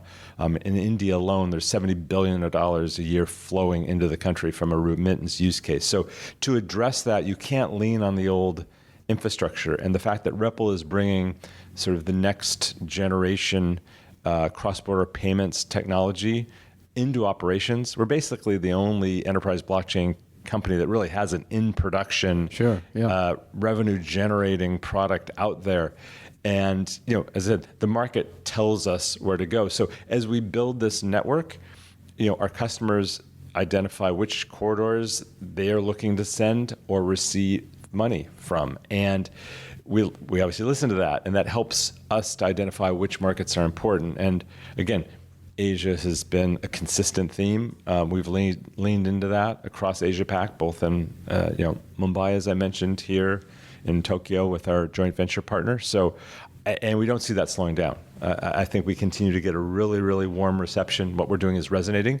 So we will continue to lean into that, and I see our investment really growing in this region.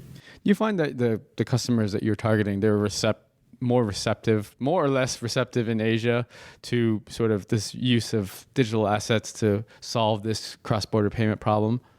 It varies. It certainly, you look at certain jurisdictions, certain geographies where central banks have been at the forefront of providing that regulatory clarity. So we work with not only banks and payment providers as our customers, but within the ecosystem, we also have to engage with regulators. We want to make sure that they feel comfortable with what we're doing, and that they really are clear about what we're not doing.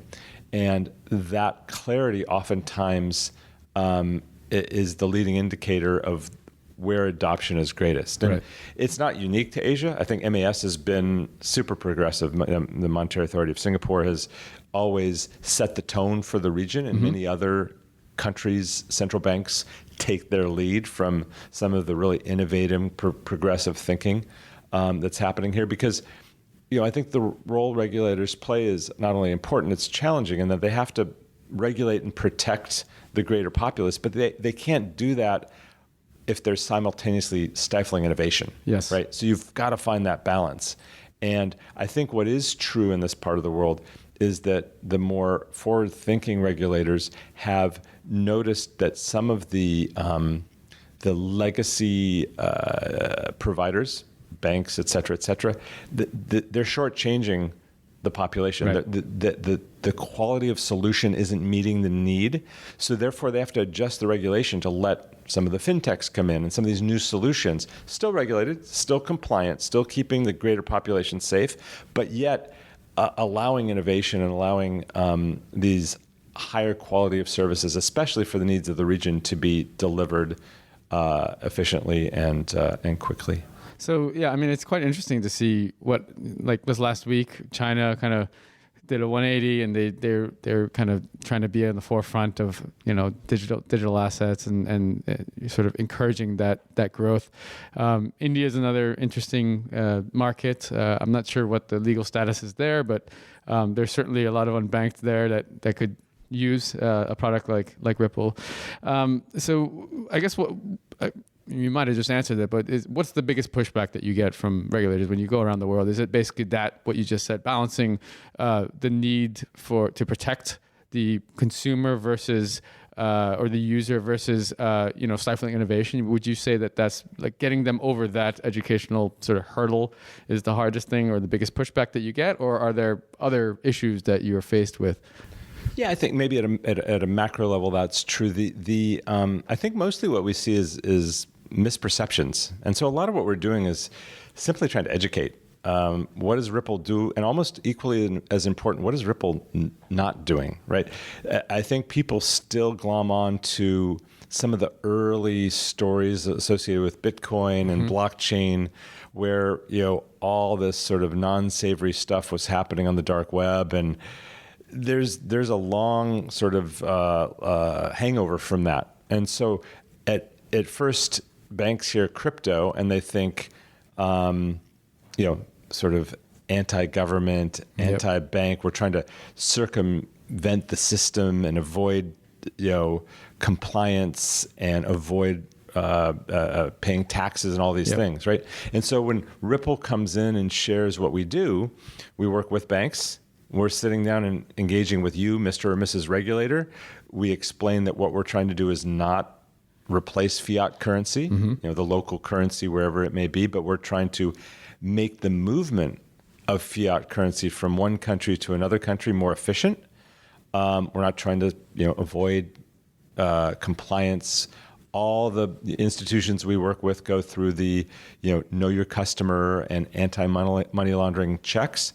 The level of sort of anxiety goes down quickly. Now, that doesn't mean it's one conversation and everybody gets it. But it's not necessarily pushback after there's a full understanding of what Ripple's all about. Now, you're right. Certain markets, India, for example, they have more of a holistic anti-crypto stance right now. Is that going to last forever? We don't think so, because we've already seen in other markets there's been an evolution. Thailand, for example, was rather anti-digital assets. They've done I wouldn't say an about face, but they've warmed up significantly over the past 18 months or so. So I think there's, to us, and we're in the middle of it, we think it's more of a matter of time as opposed to a if. It's when, not if. Yeah. And so we invest a fair amount of energy. We've engaged with 50 central banks around the world, and we continue to want to make sure they're clear on what we do. So along the same vein, let's talk a little bit about the company culture there at Ripple. From the people that I've met, and this is a credit to your company and to you as the head of global operations. Everyone that I've met has been very of the same culture, just very modest, down to earth, no arrogance whatsoever. For a company your size operating at the scale that you guys are, it's very impressive to see that. Surely there are concerted metrics that are in place that in this sort of culture that you try to proliferate within the company walls. Maybe you can talk a little bit about how you manage to create this type of culture. Yeah, no, thank you for noticing that, because we are really proud of it. It is conscious, it is very proactive and purposeful. And it does start with our most senior leaders. Again, both Brad and Chris, our chairman, take building the right culture very seriously. Philosophy of to create great products and user experiences, you got to have good people. But to have good people, you have to make sure that they're operating within the right culture. So we have a set of sort of values that we make explicit. On your first day, you're introduced to Ripple's values. We celebrate those on a quarterly basis. We have a quarterly all hands meeting where we reward a member of the team who has exemplified those values, and we celebrate them, and that reinforces that need, not that need, but that objective. One of the things we do is we also, on a very frequent basis, we survey the employees. We do employee engagement surveys, and as a leadership team, we spend a lot of time on the results. And there's always room for improvement, but we take very proactive steps, and with very specific owners if there's things that need improving, or we're seeing great areas of opportunity. We can double down and know that some of our efforts are going well. So you're right. I've been at Ripple for 3 years. When I started, we were about 120 people. We just crossed 400 people around the world. So it's a fair amount of growth in 3 years, but it's growth for a company of our size. I think that's very distributed. We have the team, as I mentioned here in Singapore, is over 20 now. We have 40 some odd people in London, 30 in New York, 20 some odd in Mumbai. So we're a pretty distributed workforce for a company of our size. And so we know that we have to keep a real eye on the culture as we grow, not only just in size, but also in sort of geographic dispersity, to maintain that. And I think we've done a pretty good job so far, but it's a never-ending process, right? We always have to be conscious of it and investing in it, and it's something we do take seriously. Well, I feel like it's going to be increasingly challenging as your company grows and sees more success around the world, and we'd hate for Yeah, I mean, we've all heard the stories, but I think the key, like you said in the beginning, it comes top down as well. So when the leadership exemplifies this type of culture and doesn't tolerate anything other than that, usually it tends to trickle down pretty well. So so kudos to you and your team there. Let's talk a little bit about sort of looking forward from an operations standpoint. Asia, obviously, we talked a little bit about. Are there any particular markets within Asia that you're particularly excited about, or even the rest of the world that you're looking to potentially add team members to, service a lot of new customers, or are going sort of leaning in heavily, talking or dealing with central banks? Yeah, I mean, there are a lot of markets we're interested in. Again, we have our ear to the ground, so to speak. We're always, engaging with our existing customers and understanding the market dynamics. In Asia specifically, we've seen some great success in Thailand, and we'll continue to focus on our opportunities there. Philippines is especially exciting. One of the largest remittance markets in the world. Mm-hmm. We launched one of our key initiatives there. We call it Liquidity on Demand. This is where we actually are able to leverage a digital asset to facilitate very quick movement of value to the recipient using digital assets in the blockchain. That means they don't have to pre-fund accounts. I won't get into the detail, but it's a game changer in the industry. And Philippines is one of these countries where there's been the regulatory clarity, where we've launched the product, and as a result, we're seeing some great response there. So I think Philippines will continue to be a market of interest. With our JV partner in Japan, both Japan and Korea have also been real bright spots. So that's just kind of some top of mind countries, but there's plenty of opportunity across the whole spectrum. For us globally, in South America, Brazil has just been a fantastic market for us. I think there's some specific aspects of how money is allowed to move in and out of Brazil that our solution happens to address very effectively. So we're seeing some good traction there. We have been very methodical about how we roll things out. Again, we're still, in the broad spectrum of global payments companies, we're still relatively small. Mm-hmm. And so we want to make sure that we focus on a specific set of things and get them right, as opposed to try to spread ourselves too thin. So as we get success in a market, we sort of land and expand, if you will, throughout the region. One market that's very promising, we haven't, and this is by design, we haven't leaned in as much there is Africa. There's a lot of opportunity, and it isn't for lack of interest. It's more we want to get our first set of markets done right. So I wouldn't be surprised as you look into the next year and the year beyond that we do more in Africa to address that market. Eric, thank you so much for your time. Last question is basically, where can people find you, follow you, if you're on social media, or learn more about the good work that you're doing there at Ripple? Yeah, absolutely. I'm Eric Van Am on Twitter, and you can definitely follow me there. I don't know how exciting what I have to say is, but it's worth checking in every now and then. But I appreciate you having me, and we'll look forward to continuing the conversation. Absolutely. Wish you guys the best of luck. Thanks so much. I wanted to wrap up this program by jumping back to the end of my first interview with Brad Garlinghouse, who previously mentioned that 40% of Ripple's customer base sits in Asia. Brad leaves us with some forward-looking statements with regards to the region in particular, his overall macro outlook on the crypto industry, and some sound advice for aspiring entrepreneurs looking to get into the space. I sincerely hope you enjoyed the conversations I had with the executives at Ripple as much as I did. This project is certainly one that I'll be keeping on my radar for the future.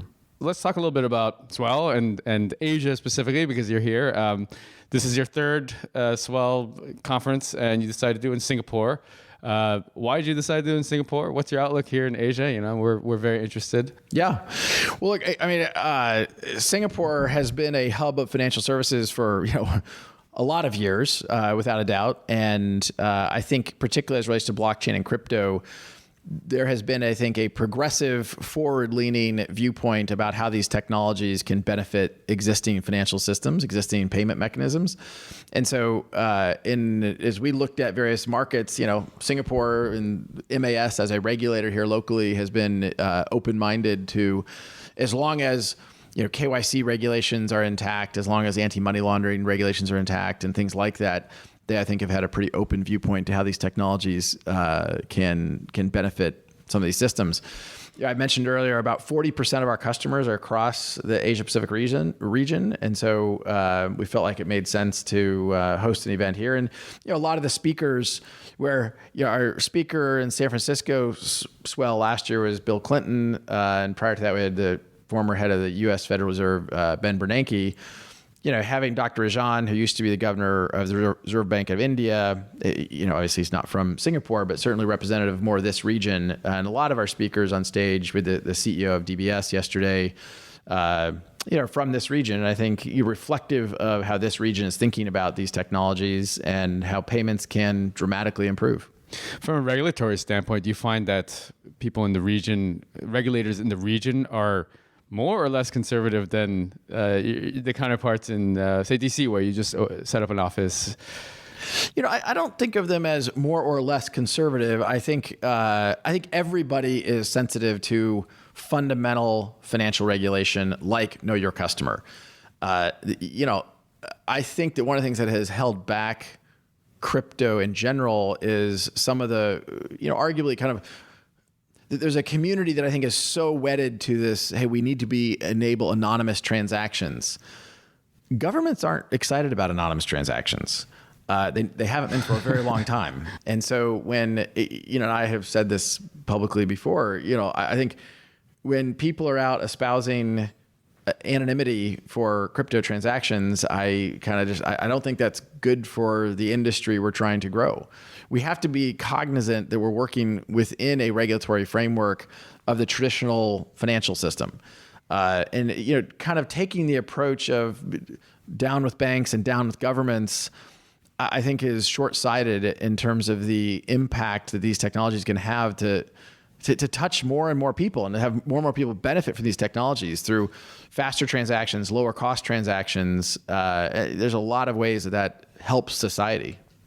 Absolutely.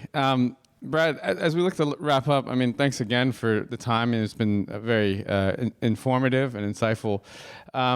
Just the last few questions that I have for you. And, you've spoken about sort of, there's been a lot of analog with sort of where we are in relation to, say, Web 1.0, which you were right in the thick of. So when it comes to the, I am too, so it's okay. We're in good company.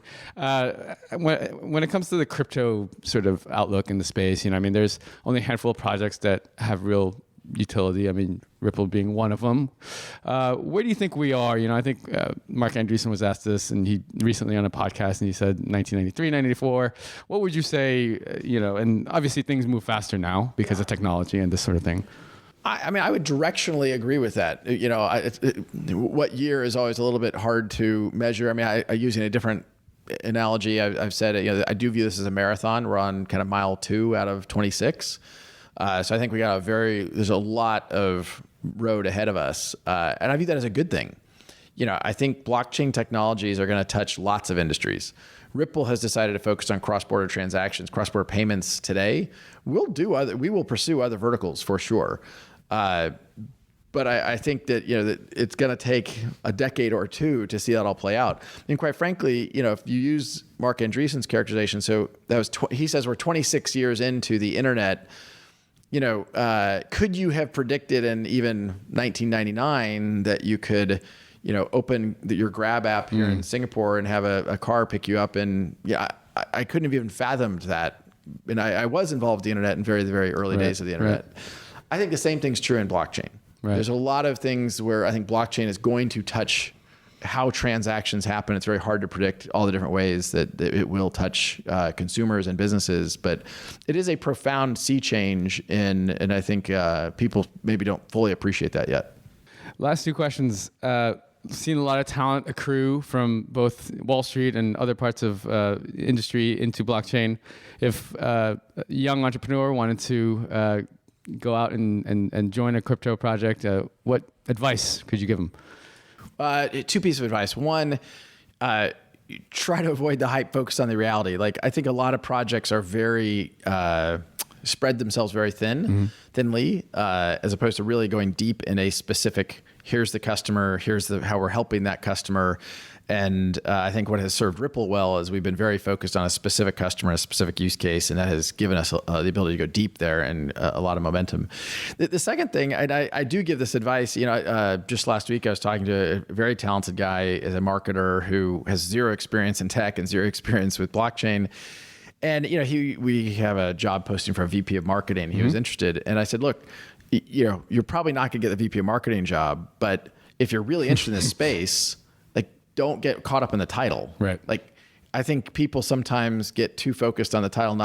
If Ripple is going to be one of the major winners in the blockchain area, you want to be on a winning team. Sure. And you know, we have now over 400 employees. You know, if you joined 2 years ago, you were one of the first 160 employees. Right. And as we grow, that gives more opportunity for you to grow with the organization, whether that's promotions or more responsibility, what have you. And so I think, if you believe blockchain is going to be profound in lots of ways, you just want to be on a winning team. What your role is less important.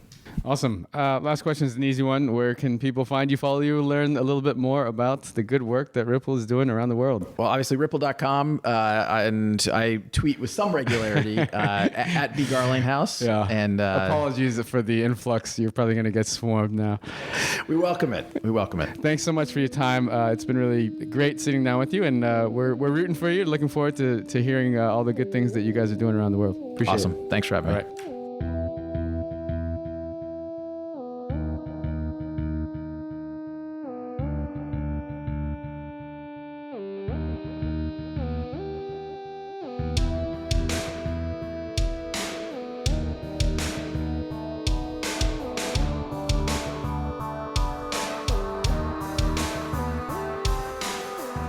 I hope you enjoyed today's episode. All of the show notes and links can be found over at jkimshow.com. Come back often and don't forget to subscribe so you don't miss the next exciting episode of The Jay Kim Show. As always, I'd love to hear your questions, comments, or future guest suggestions. You can find me on Twitter at jaykimmer. That's JAYKIMMER. See you in the next episode.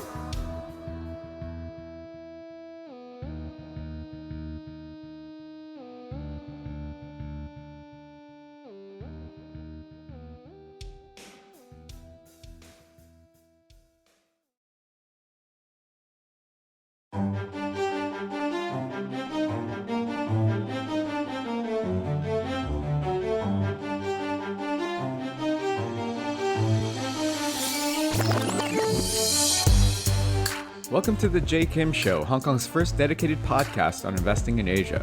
It's no secret that Asia is home to some of the most dynamic, innovative, and game-changing companies in the world.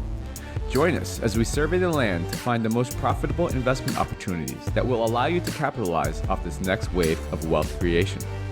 If this is your first time listening, thank you for stopping by. This podcast is produced with the goal of providing actionable insights with every single episode. And now, onto the show. My guest today is Maliha Kadir, founder of Shohos, a startup based in Bangladesh, providing a super app that currently offers 3 core services: ride-sharing, deliveries, and travel events ticketing. Maliha, welcome to the show. Thank you so much. Excited to be here. Yes, and you are one of the very first entrepreneurs from Bangladesh. I think we've had one other person on from Bangladesh, but for my audience, I think they'll be quite interested in your story and what you have to say, because I think that there's not a lot of people that have investors and the like that have actually looked into Bangladesh, which is probably why there's an exciting opportunity for you there. So maybe you can begin with a little bit of background of yourself, where you're from, where you came up, how you, maybe you did some other things previously in your career, and how you became an entrepreneur. Sure, sure. So I grew up in Bangladesh. I, went through the British system of education, then went to Smith College in the U.S., where I did economics and computer science. After that, I worked for Morgan Stanley in their analyst program in New York and San Francisco. Then went to Harvard for my MBA. And in between my MBA, I had a 1-year stint in Bangladesh where I had launched the country's first classifieds. That was a great experience, which convinced me that I wanted to come back someday and work in tech entrepreneurship in Bangladesh. So I went back, finished my HBS MBA, and then moved to Singapore, where I worked for Standard Chartered Bank briefly. And mostly I worked for Nokia and e-commerce company called Vistaprint. I was in Singapore for around 5.5 years. And during this time, it was now or never kind of. I was looking at the internet landscape, looking at what makes sense from a business perspective to start with. Internet at that time, 5 years back, internet startup world in Bangladesh was really at its infancy. We were going to be one of the first startups. And after doing all kind of analysis, I started Shohoj. Shohoj means easy. It's a very broad name. The goal was always to build up the largest online destination for Bangladesh, which is a bit of an audacious vision. And we decided to focus somewhere. So we started with the travel segment, because I always wanted to start and focus on things that were more of a necessity. And from that perspective, travel, transportation, these are pretty much necessities. And that's how Shohoj was born, as a bus ticketing company, long distance bus ticketing company. I see. That's good background.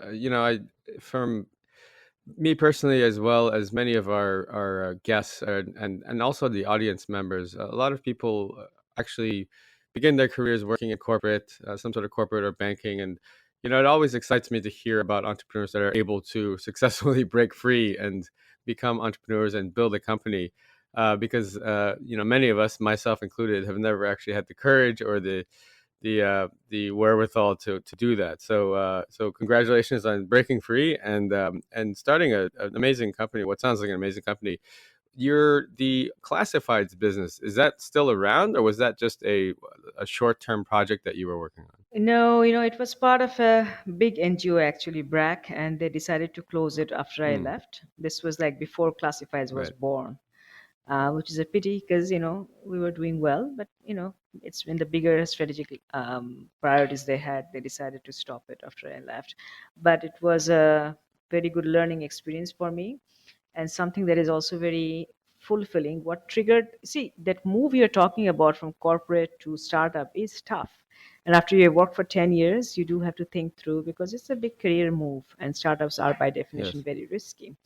But what helped me decide on that is an incident I had while working in that startup. Classifieds means you're selling old stuff.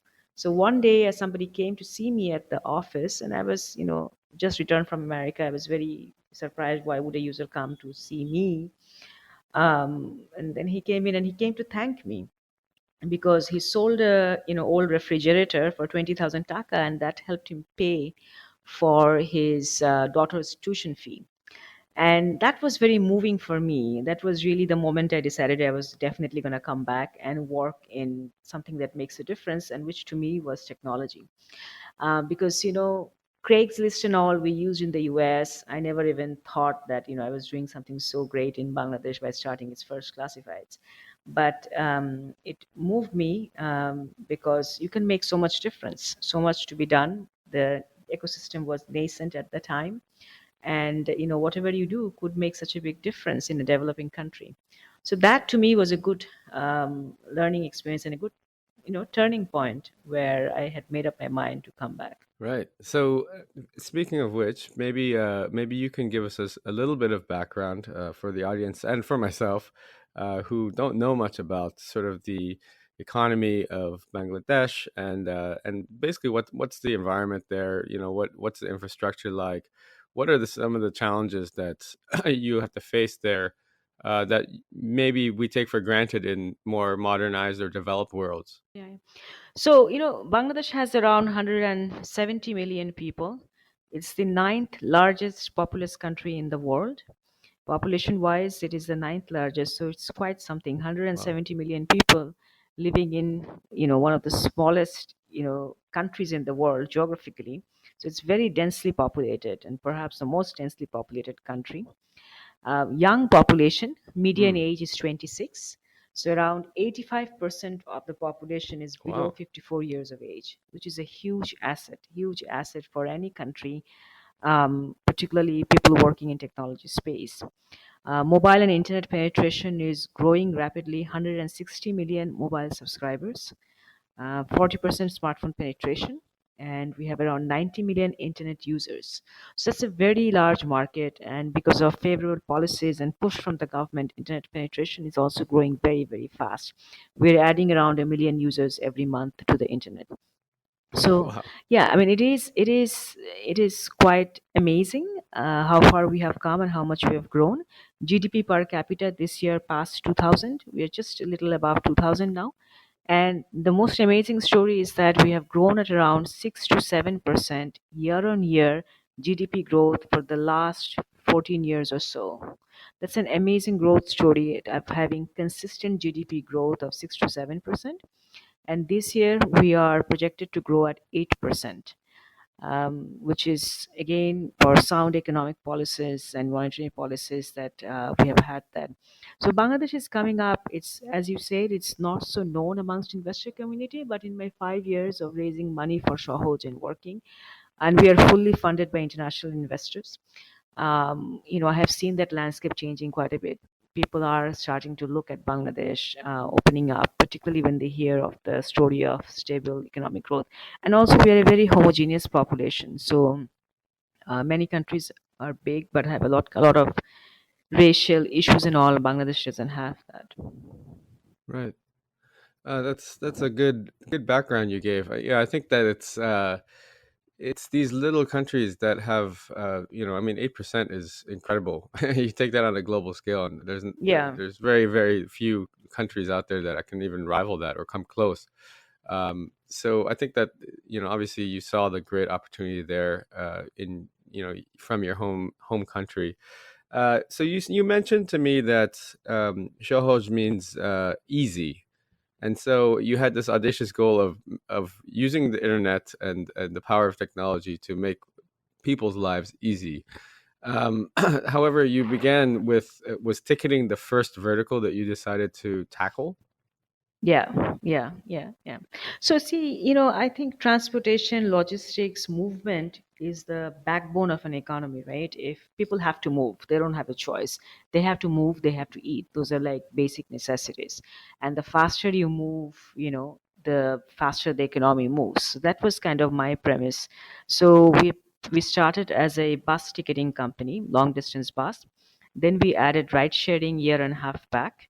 We are in bike-based ride sharing in Dhaka and Chittagong, and we have added food delivery, so movement of food, and something a necessity people eats every day. By the way, in Bangladesh, I am very proud to say that women work. Women, most women work. Bangladesh has done very well in women's development and all this kind of the SDG criteria for particularly as it Right. pertains to women.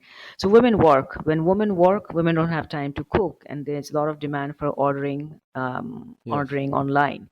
ordering from outside. So food delivery is in a vertical we are very excited about. And the other recently launched, just like a few weeks back, is trucking. So you're able to order trucks from the Shahoj app. So the underlying theme, if you look across all these verticals, is really moving transportation, logistics, moving food, moving people, moving goods. So ride sharing, food delivery, long distance bus and ferry tickets, and truck booking. Very interesting. I mean, yeah, it's almost organic the bolt on services that you can provide within just this one sort of transportation niche, and I think that maybe you can tell us a little bit about the infrastructure there. I mean, you mentioned long distance bus take. I mean, I guess that's quite a popular mode of transportation there. Is there railway? I mean, is that common? And do a lot of people own cars, or not a lot of people own cars? Like, maybe you can give us a little bit of color there. Yeah, sure. So, just for the sake of people who are listening, if you land in Bangladesh, it feels just like India, I would Hmm. say. If I were to draw a comparison, if you're walking around in the streets, how does it feel like? Which country will you compare to and explain to somebody who hasn't been to Bangladesh? It feels very much like India. And the interesting thing is, people sometimes have such a low opinion before coming, and they're pleasantly surprised. Oh, this is like a normal country, like it's next door. In terms of infrastructure, bus is the most long distance bus is the most popular one. Car ownership is there, but car ownership is around 400,000 500,000 cars in the country. And popular mode of transportation for local as well is bus, and the subway is being built. Subway will take another 3-4 years to be operational, but the local subway is being built. So ride sharing really came as a relief to people who there was serious pent up demand for commute. Local within the city commute is really quite challenged because of dearth of options. There is three wheelers, there is car, there is the ride sharing vehicles I mentioned, there is the local bus, and subway is being built. But local transport is really a big hassle in the daily lives of people because the supply is really limited. Things are being done to improve it, but that's where the beauty of ride sharing comes in. I think in developing countries, ride sharing is more popular because of these infrastructure issues we have. Sure. Now, is the ride sharing, is that on in a automobile, or is it like a bike, or is it what? So we are in bike. We are only in Okay. bike based ride sharing. Yeah. As in like a Motorcycle. motorcycle Yeah, type a bike? motorcycle. Okay, Motorcycle. Yeah. got it. Okay, so yeah, I mean, I guess it does make sense. When I just think about other developing economies, a lot of times you do see a lot of motorcycles, mopeds, and this sort of thing, and it helps to maneuver in the city if the infrastructure is not in place. So when you let's talk about the app. So I guess everything kind of revolves around the app. I would think, is that the main point of contact for the customer? So it depends on the service. For ride sharing, obviously it's the app. For food delivery, also app. But our food web is also launching very soon. Tickets we have seen split. We have both. We have app and we have the website, and people seem to like both. And truck is also app. So mainly it's the app. Although for tickets and next for food, website will also be important. Got it. And maybe you could walk us through the customer experience. I'm particularly interested in not only onboarding the customer with the app and the ease of use, but how you sort of link the services together. Is there any sort of loyalty program on your app? And then also on the payment side, maybe you can talk to us a little bit about the payments culture there. Is it is digital payments fully integrated, or is it still a very cash-based economy? So digital payments has done pretty well in Bangladesh. There is a company called Bcash where Alibaba invested. So it's very popular. There's a bunch of other mobile payments companies as well, Rocket and others. So for us, depending on the service, again, we see different preferences. We do push digital payments quite a bit because it just makes life easier. So both digital payments and cash on delivery are popular. Credit card penetration is obviously low in there. So the app user experience is really, it's like a very standard experience. For example, in ride sharing, food delivery, even ticket purchasing, there is a globally standard three-step way people buy tickets, people book rides, or people order food. So we have followed that. And truck booking has also come in. Truck booking is obviously, it's new. A lot of iterations are happening on the product experience. So we have the standard experiences. We do offer people the touch, the ability to call and talk. We have our own customer care center. We have seen people in Bangladesh like that. We are also and there are, like, little experiences in the user flow which are more local in feeling. Just the icons, the way we interact, the words, those have been localized. But we are also internally working on a big localization drive through proper research and all. That's something we are starting to localize and add more Bangladeshi feeling to our app now. Right. Okay. So let's say I download the app and I log on. Am I immediately given all the different Yeah, options, as in yeah, yeah, food delivery? Okay. So I yeah. can, from the very beginning, I have the choice and I can select which one of the services that I want. Yes, yes, yes, And yes, then yes. so the same thing, set up a profile and then select the service. And then I guess is a credit card linked? Like, how does the payment side work there? Payment, you can't really store users' credit card information Hmm. in Bangladesh. They're starting to look into it. So you can't store, you will have to enter. It's a very standard process. It's linked to the mobile payments. You can just go to the links and pay through your mobile wallet, Ah, or you just enter your credit card information and you pay. It's a very standard user flow, like anywhere else. right.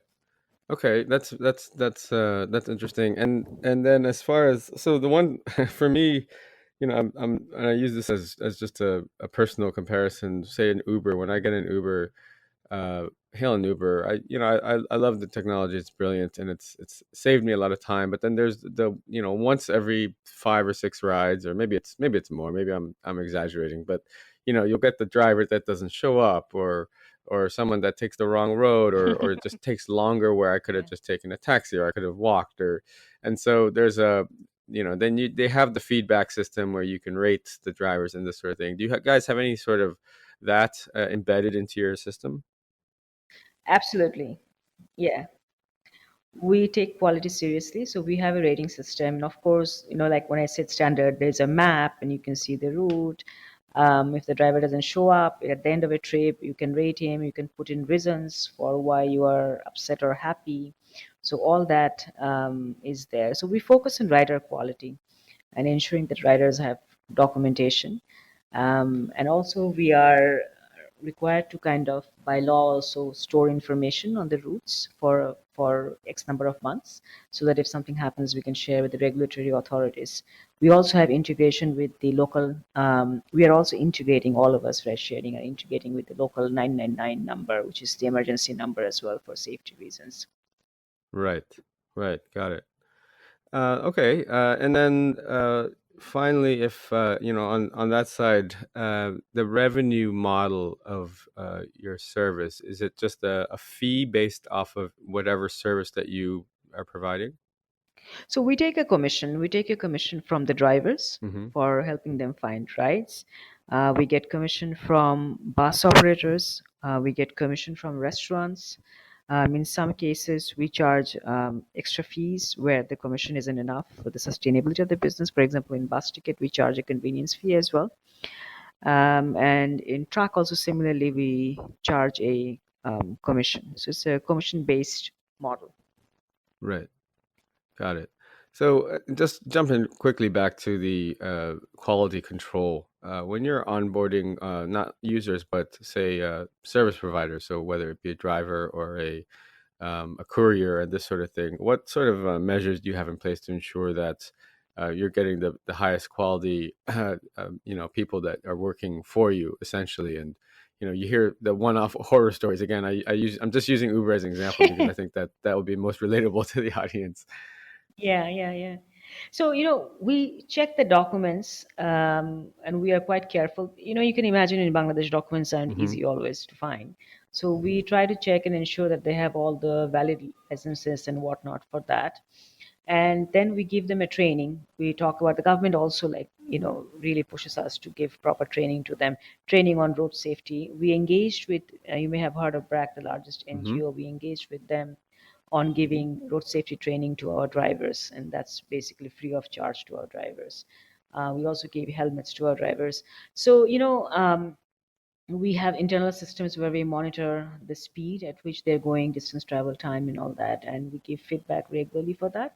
And then we have to rely on customer complaints on giving feedback, because no matter how much we train somebody at that moment on the road, what he's doing is not in the hands of any ride sharing company. You can't immediately, you can do once you hear about it, but we can't really go and see what he's doing there. We do have the speeding data and all, which we review and give feedback on. But in Bangladesh, overall, I think there has been discussions on road safety. The government is proactive about it. We are working with BRAC, I mentioned, which is very proactive in road safety. And there has also been a lot of awareness amongst the general public on using helmets and all, because bike-based ride sharing is very new in Bangladesh. So I think generally there's an awareness, and in that we work with all the authorities and the newspapers and all in raising more awareness about road safety. Right. The helmet thing, I've seen your helmets on your website. It's brilliant marketing as well. Yeah, it is. It is marketing, plus it is also, really a necessity um, for people. Before like say 1 year back, people weren't really using helmets as much, and then this kind of all the work we've been doing on road safety, and us as different industry players along with the government, the newspapers and all, has really brought about a good change. That feels really good to see that kind of improvements happen so fast in the country. Absolutely. So, Maliha, you are a sole founder, is that right? Tell us a little bit about your team. Like, who did you bring on first initially? Tell us maybe some funny story about the early days, and then how you've expanded now. How many employees do you guys have now? We did literally start on my dining table. When I moved back to Bangladesh, I am a sole founder, and that's tough. Actually, being a sole founder is tough. Basically, because I didn't find anybody else, I'm a sole founder initially. Usually, it's the tech person and you. And the first person to hire was really the engineers. I have a couple of people from India as well working at Shohoj. Uh, I found my CTO totally by luck. I just put an ad on Naukri.com in India, and it's just like God made aligned the stars together. So it's a bit of luck also you need in Of in course. entrepreneurship. So hiring, finding good people, I think is where entrepreneurs should actually invest a lot of time. It's an ongoing thing, because hiring good people in Bangladesh as it is difficult. Finding good people who actually know the kind of Right. stuff we are talking is tough. Then on top, as a startup, you have many limitations on salary you can offer, and big exits haven't happened in Bangladesh yet. So people aren't that motivated by equity either. So it's challenging. And I think for me, my family's been in business here for a long time. Then plus, my work experience and all helped us find some really good people. We have around Well. 300 people now, and I feel like we are short-staffed because there's always so much happening in a startup working. But my lesson has been that it is also important to hire, because as an entrepreneur, every day you're thinking between how much you want to burn and what output you're getting, fundraising timeline, all kinds of things. But it is really important to also not to hold back on hiring. It is important to get the right people on board. And we have found right people for many different walks. I found right people. I see, one of my HBS lessons that I remember is try to hire people not from exactly the same job they have done before per se, but more look into the kind of situation they have been in their previous job. So for example, startups are very chaotic. You really can't predict much your day in a startup, or or your week, or let alone a month. So people who can handle chaos and people who thrive in chaos and fixing stuff, they get energized by it, are the right people to find in a startup. So if I hire from a corporate, I try to look for people who worked in a, like a new seed stage venture within a corporate where they had to go through all kinds of ambiguity and set things up. So I think hiring is tough, and at Shahoj we have attracted some really good people, and these good people come from many different walks of life. Rarely corporates, rarely big corporates, more people who have the entrepreneurial fire, more people who have tried to do things on their own. Be it within a corporate, rarely like one or two, or mostly by themselves. That's where I think we have found the best people. Well, it certainly seems like it's paying off. You guys have done extremely well. I know that 500 Startups has invested in you guys. You guys did quite a large round at the end of last year, and 500, who I'm very friendly with the 500 team there, who are the people that introduced me to you, and it seems like there's a lot of interest from international investors. So maybe you can tell us a little bit about some of the investors that have supported your growth thus far. Sure. So, I got lucky, I would say. It was a lot of luck through a lot of hard work, because none of my investors have invested in Bangladesh before. So I was Shahad was their first investment. So from the get-go, we went through angel round, seed round, Series A round, and all were international investors. So angels, like people working in tech companies, somebody who have founded big tech companies in the past, they have invested from the angel side. On the VC space, 500 Startups, we are very fortunate to have them. We also have Vostok New Ventures, which is a Swedish venture capital fund. They have invested in us, and they are the largest investor. They have invested. There's Golden Gate Ventures of Singapore that invested in us, and there's a bunch of other um, couple from family offices and mainly smaller VC shops that have also invested. And yeah, I know we've been lucky to have good people with us. Very exciting. Very exciting. Luck and a lot of hard work, as you said earlier. So you started in Dhaka, and how many different cities now are you in across Bangladesh? We are in Dhaka and Chittagong. Yeah. Okay, Chittagong, right. And tell us a little bit about your current 2019 and maybe looking into next year, your future goals. Obviously, it seems like you guys have hit this hockey stick type growth time. International investors are clamoring to get in. You're hiring very well. You're growing your company. What are some of the exciting things that you have in the next 12 to 18 months that we can keep an eye out for in the news to hear about from you? So we have a lot going on already with 4 business verticals. Tickets, ride sharing, food, and truck. So really, we want to focus on growing these businesses because each one of them is like a startup. Hmm. We believe in the super app concept where data is the king, and we can cross fertilize the different services. And so the idea is to really execute on that vision, grow the business lines, all 4 of them, and grow them in a sustainable manner as well. And from a product perspective, like I mentioned before, we will focus a lot on localization, on doing research and all. So, a lot of also like getting the house more in order. You can imagine 4 services launch so fast.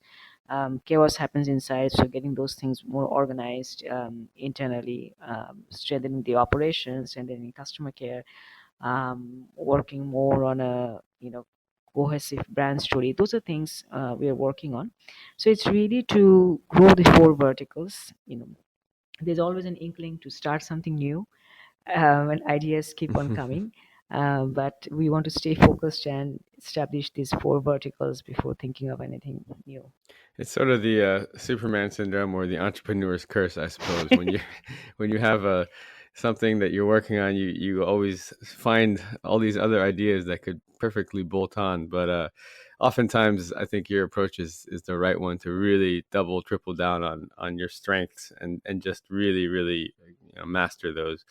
Um, so Maliha, thank you so much for the time, and it's been really very interesting learning about not only your company but also Bangladesh as a whole. I think that it's kind of a new area of study for a lot of our audience listening in. I just have a couple of final questions, and the second to last one that I like to ask a lot of entrepreneurs, and particularly someone like as yourself, who is, as we discussed earlier, come out from the corporate rat race and started your own company. Let's say there's a young aspiring entrepreneur listening in, perhaps maybe someone from Bangladesh, the country itself, that's looking to come in and find something to disrupt and take the leap of faith. What piece of advice could you give this person?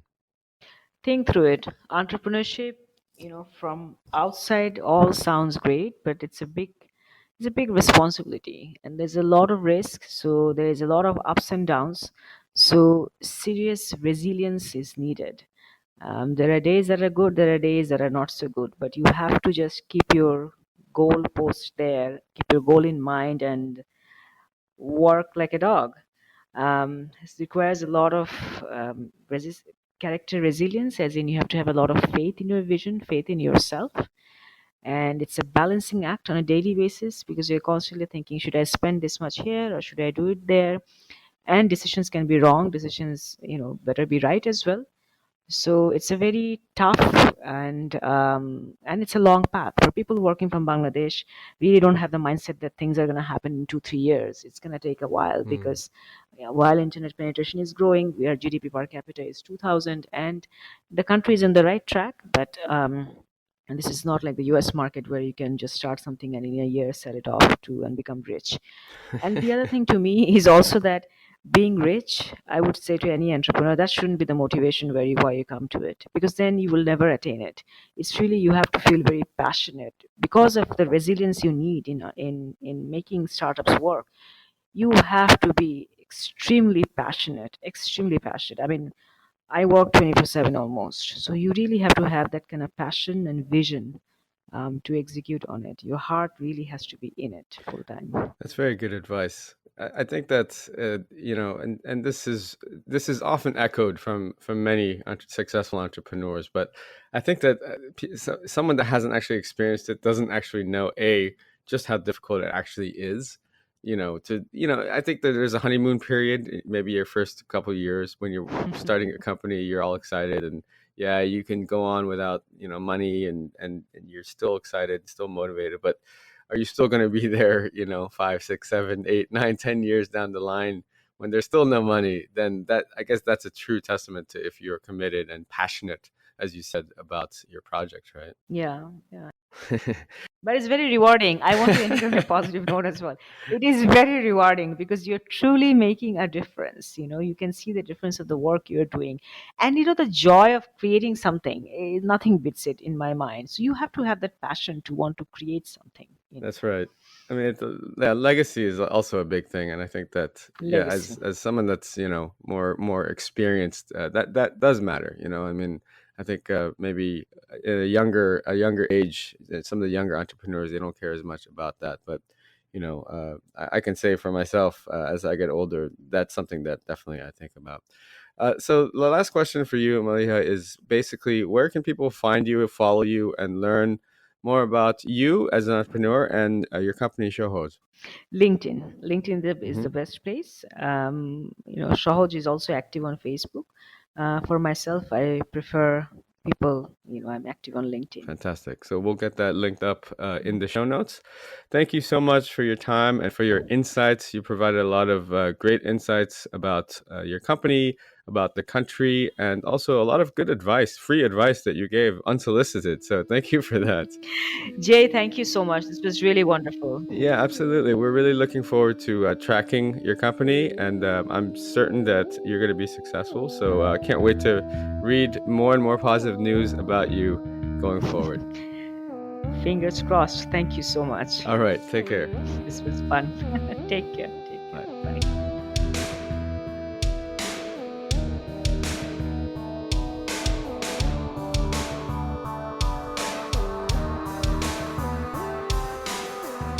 I hope you enjoyed today's episode. All of the show notes and links can be found over at jkimshow.com. Come back often and don't forget to subscribe so you don't miss the next exciting episode of The J. Kim Show. As always, I'd love to hear your questions, comments, or future guest suggestions. You can find me on Twitter at JKimmer. That's JAYKIMMER. See you in the next episode.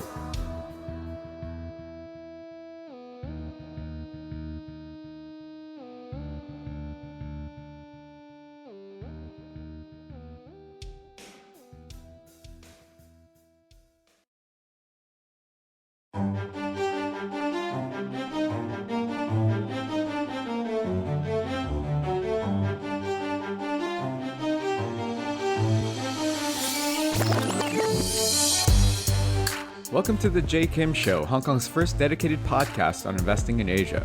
It's no secret that Asia is home to some of the most dynamic, innovative, and game-changing companies in the world. Join us as we survey the land to find the most profitable investment opportunities that will allow you to capitalize off this next wave of wealth creation. If this is your first time listening, thank you for stopping by. This podcast is produced with the goal of providing actionable insights with every single episode. And now, onto the show. My guest today is Hussein Elias, CEO and co-founder of Pathao. Pathao is one of the fastest growing technology companies in Bangladesh, providing on-demand ride-sharing services, logistics, and food delivery on its platform. The company has grown today to be one of the most successful ride-hailing companies in Bangladesh, handling over 2.5 million transactions as of February 2019, making it the number one provider of two-wheel rides in Bangladesh. So, Hussein, welcome to the show. Thanks, Jay. Great to be here. Yeah, I'm happy to have you on, and I've actually heard, I've read about your company before, but the thing is, I don't know much about Bangladesh at all. So I believe you're probably the first founder on my show that's from Bangladesh. So I'm excited to have you on, and hopefully you can give us a little bit of background of yourself and also the country, because I'm interested in sort of what the environment and the macro backdrop is there. So. Maybe you could just why don't we start with an introduction of yourself as a person, as an entrepreneur? You know, where are you from? Where did you study? Where did you grow up? And how did you become an entrepreneur? Yeah, awesome. And thanks, Jay, for having me on the show. It's very exciting to talk about Pathao and Bangladesh, right? So, yeah, so I'll start off with a little bit of info about myself. So, I was born and raised in Bangladesh. I grew up here. I studied over here. I have all my friends and family over here. So, and even before Pathao, I started a few other companies over here as well, right? I was trying to find something which had a product market fit. So back in, started with making us the Spotify for Bangladesh. This was back in 2013, and it was a very good product. It was a product we were proud of. But in 2013 in Bangladesh, we were just graduating out of dial-up, right? So we just had the 4G being rolled out in 2014. So internet speed was very low. So having a streaming service did not make a lot of sense. After that, we found a few other kind of companies, which does not feel like companies now because they were just so small back then, right? We were trying to do something with ride hailing, but we used tuk-tuks instead, and we used feature phones instead of smartphones because most of the tuk-tuk drivers did not have smartphones. Um, and we did a carpooling service, but we only had one car. Uh, so tried a few things. Eventually came and launched Pathao. And at first, we also struggled with Pathao. So Pathao in Bangla actually means send. So the word patao means send. I see. Okay. Yeah, yeah. So we were doing e-commerce deliveries, right? Because e-commerce in Bangladesh was just starting up in 2015. And that was a very, very interesting time because this was a time when suddenly, within a very short period of time, within I think 1 or 2 years, the smartphone penetration in Bangladesh doubled. 4G rolled out, so and more people had access to cheap and sometimes unlimited internet, and people's GDP has also grew. So I'll come back to Pathao, but a little more information about Bangladesh itself. Yes, yes. Please give us some of the backdrop because I think that a lot of the audience might not be as familiar. I know myself personally, I'm not that as familiar as what's the economy like right now. You know, you mentioned a few things like 4G hadn't rolled out yet when you started your earlier ventures. So give us a little bit of the backdrop and I mean, it's basically the landscape that you were working with or against, if you will, when you're trying to build these companies, right? Yeah. So, and that's a question that I get a lot, right, on Bangladesh itself. So, Bangladesh starts and ends right in Southeast Asia. So, in one side you have Myanmar, and one side you have India, Mm-hmm. and right in the middle you have Bangladesh, which doesn't really get a lot of the attention it deserves, but it is one of the fastest growing countries in the region. Right? It is growing between 7 to 8% year on year. It's growing faster than Vietnam, faster than Indonesia, even faster than India and China Wow, now. yeah. Um, with a population of 170 million people, making it the eighth most populated country in the world. So, uh, and over 80 million of those 180 million people are daily internet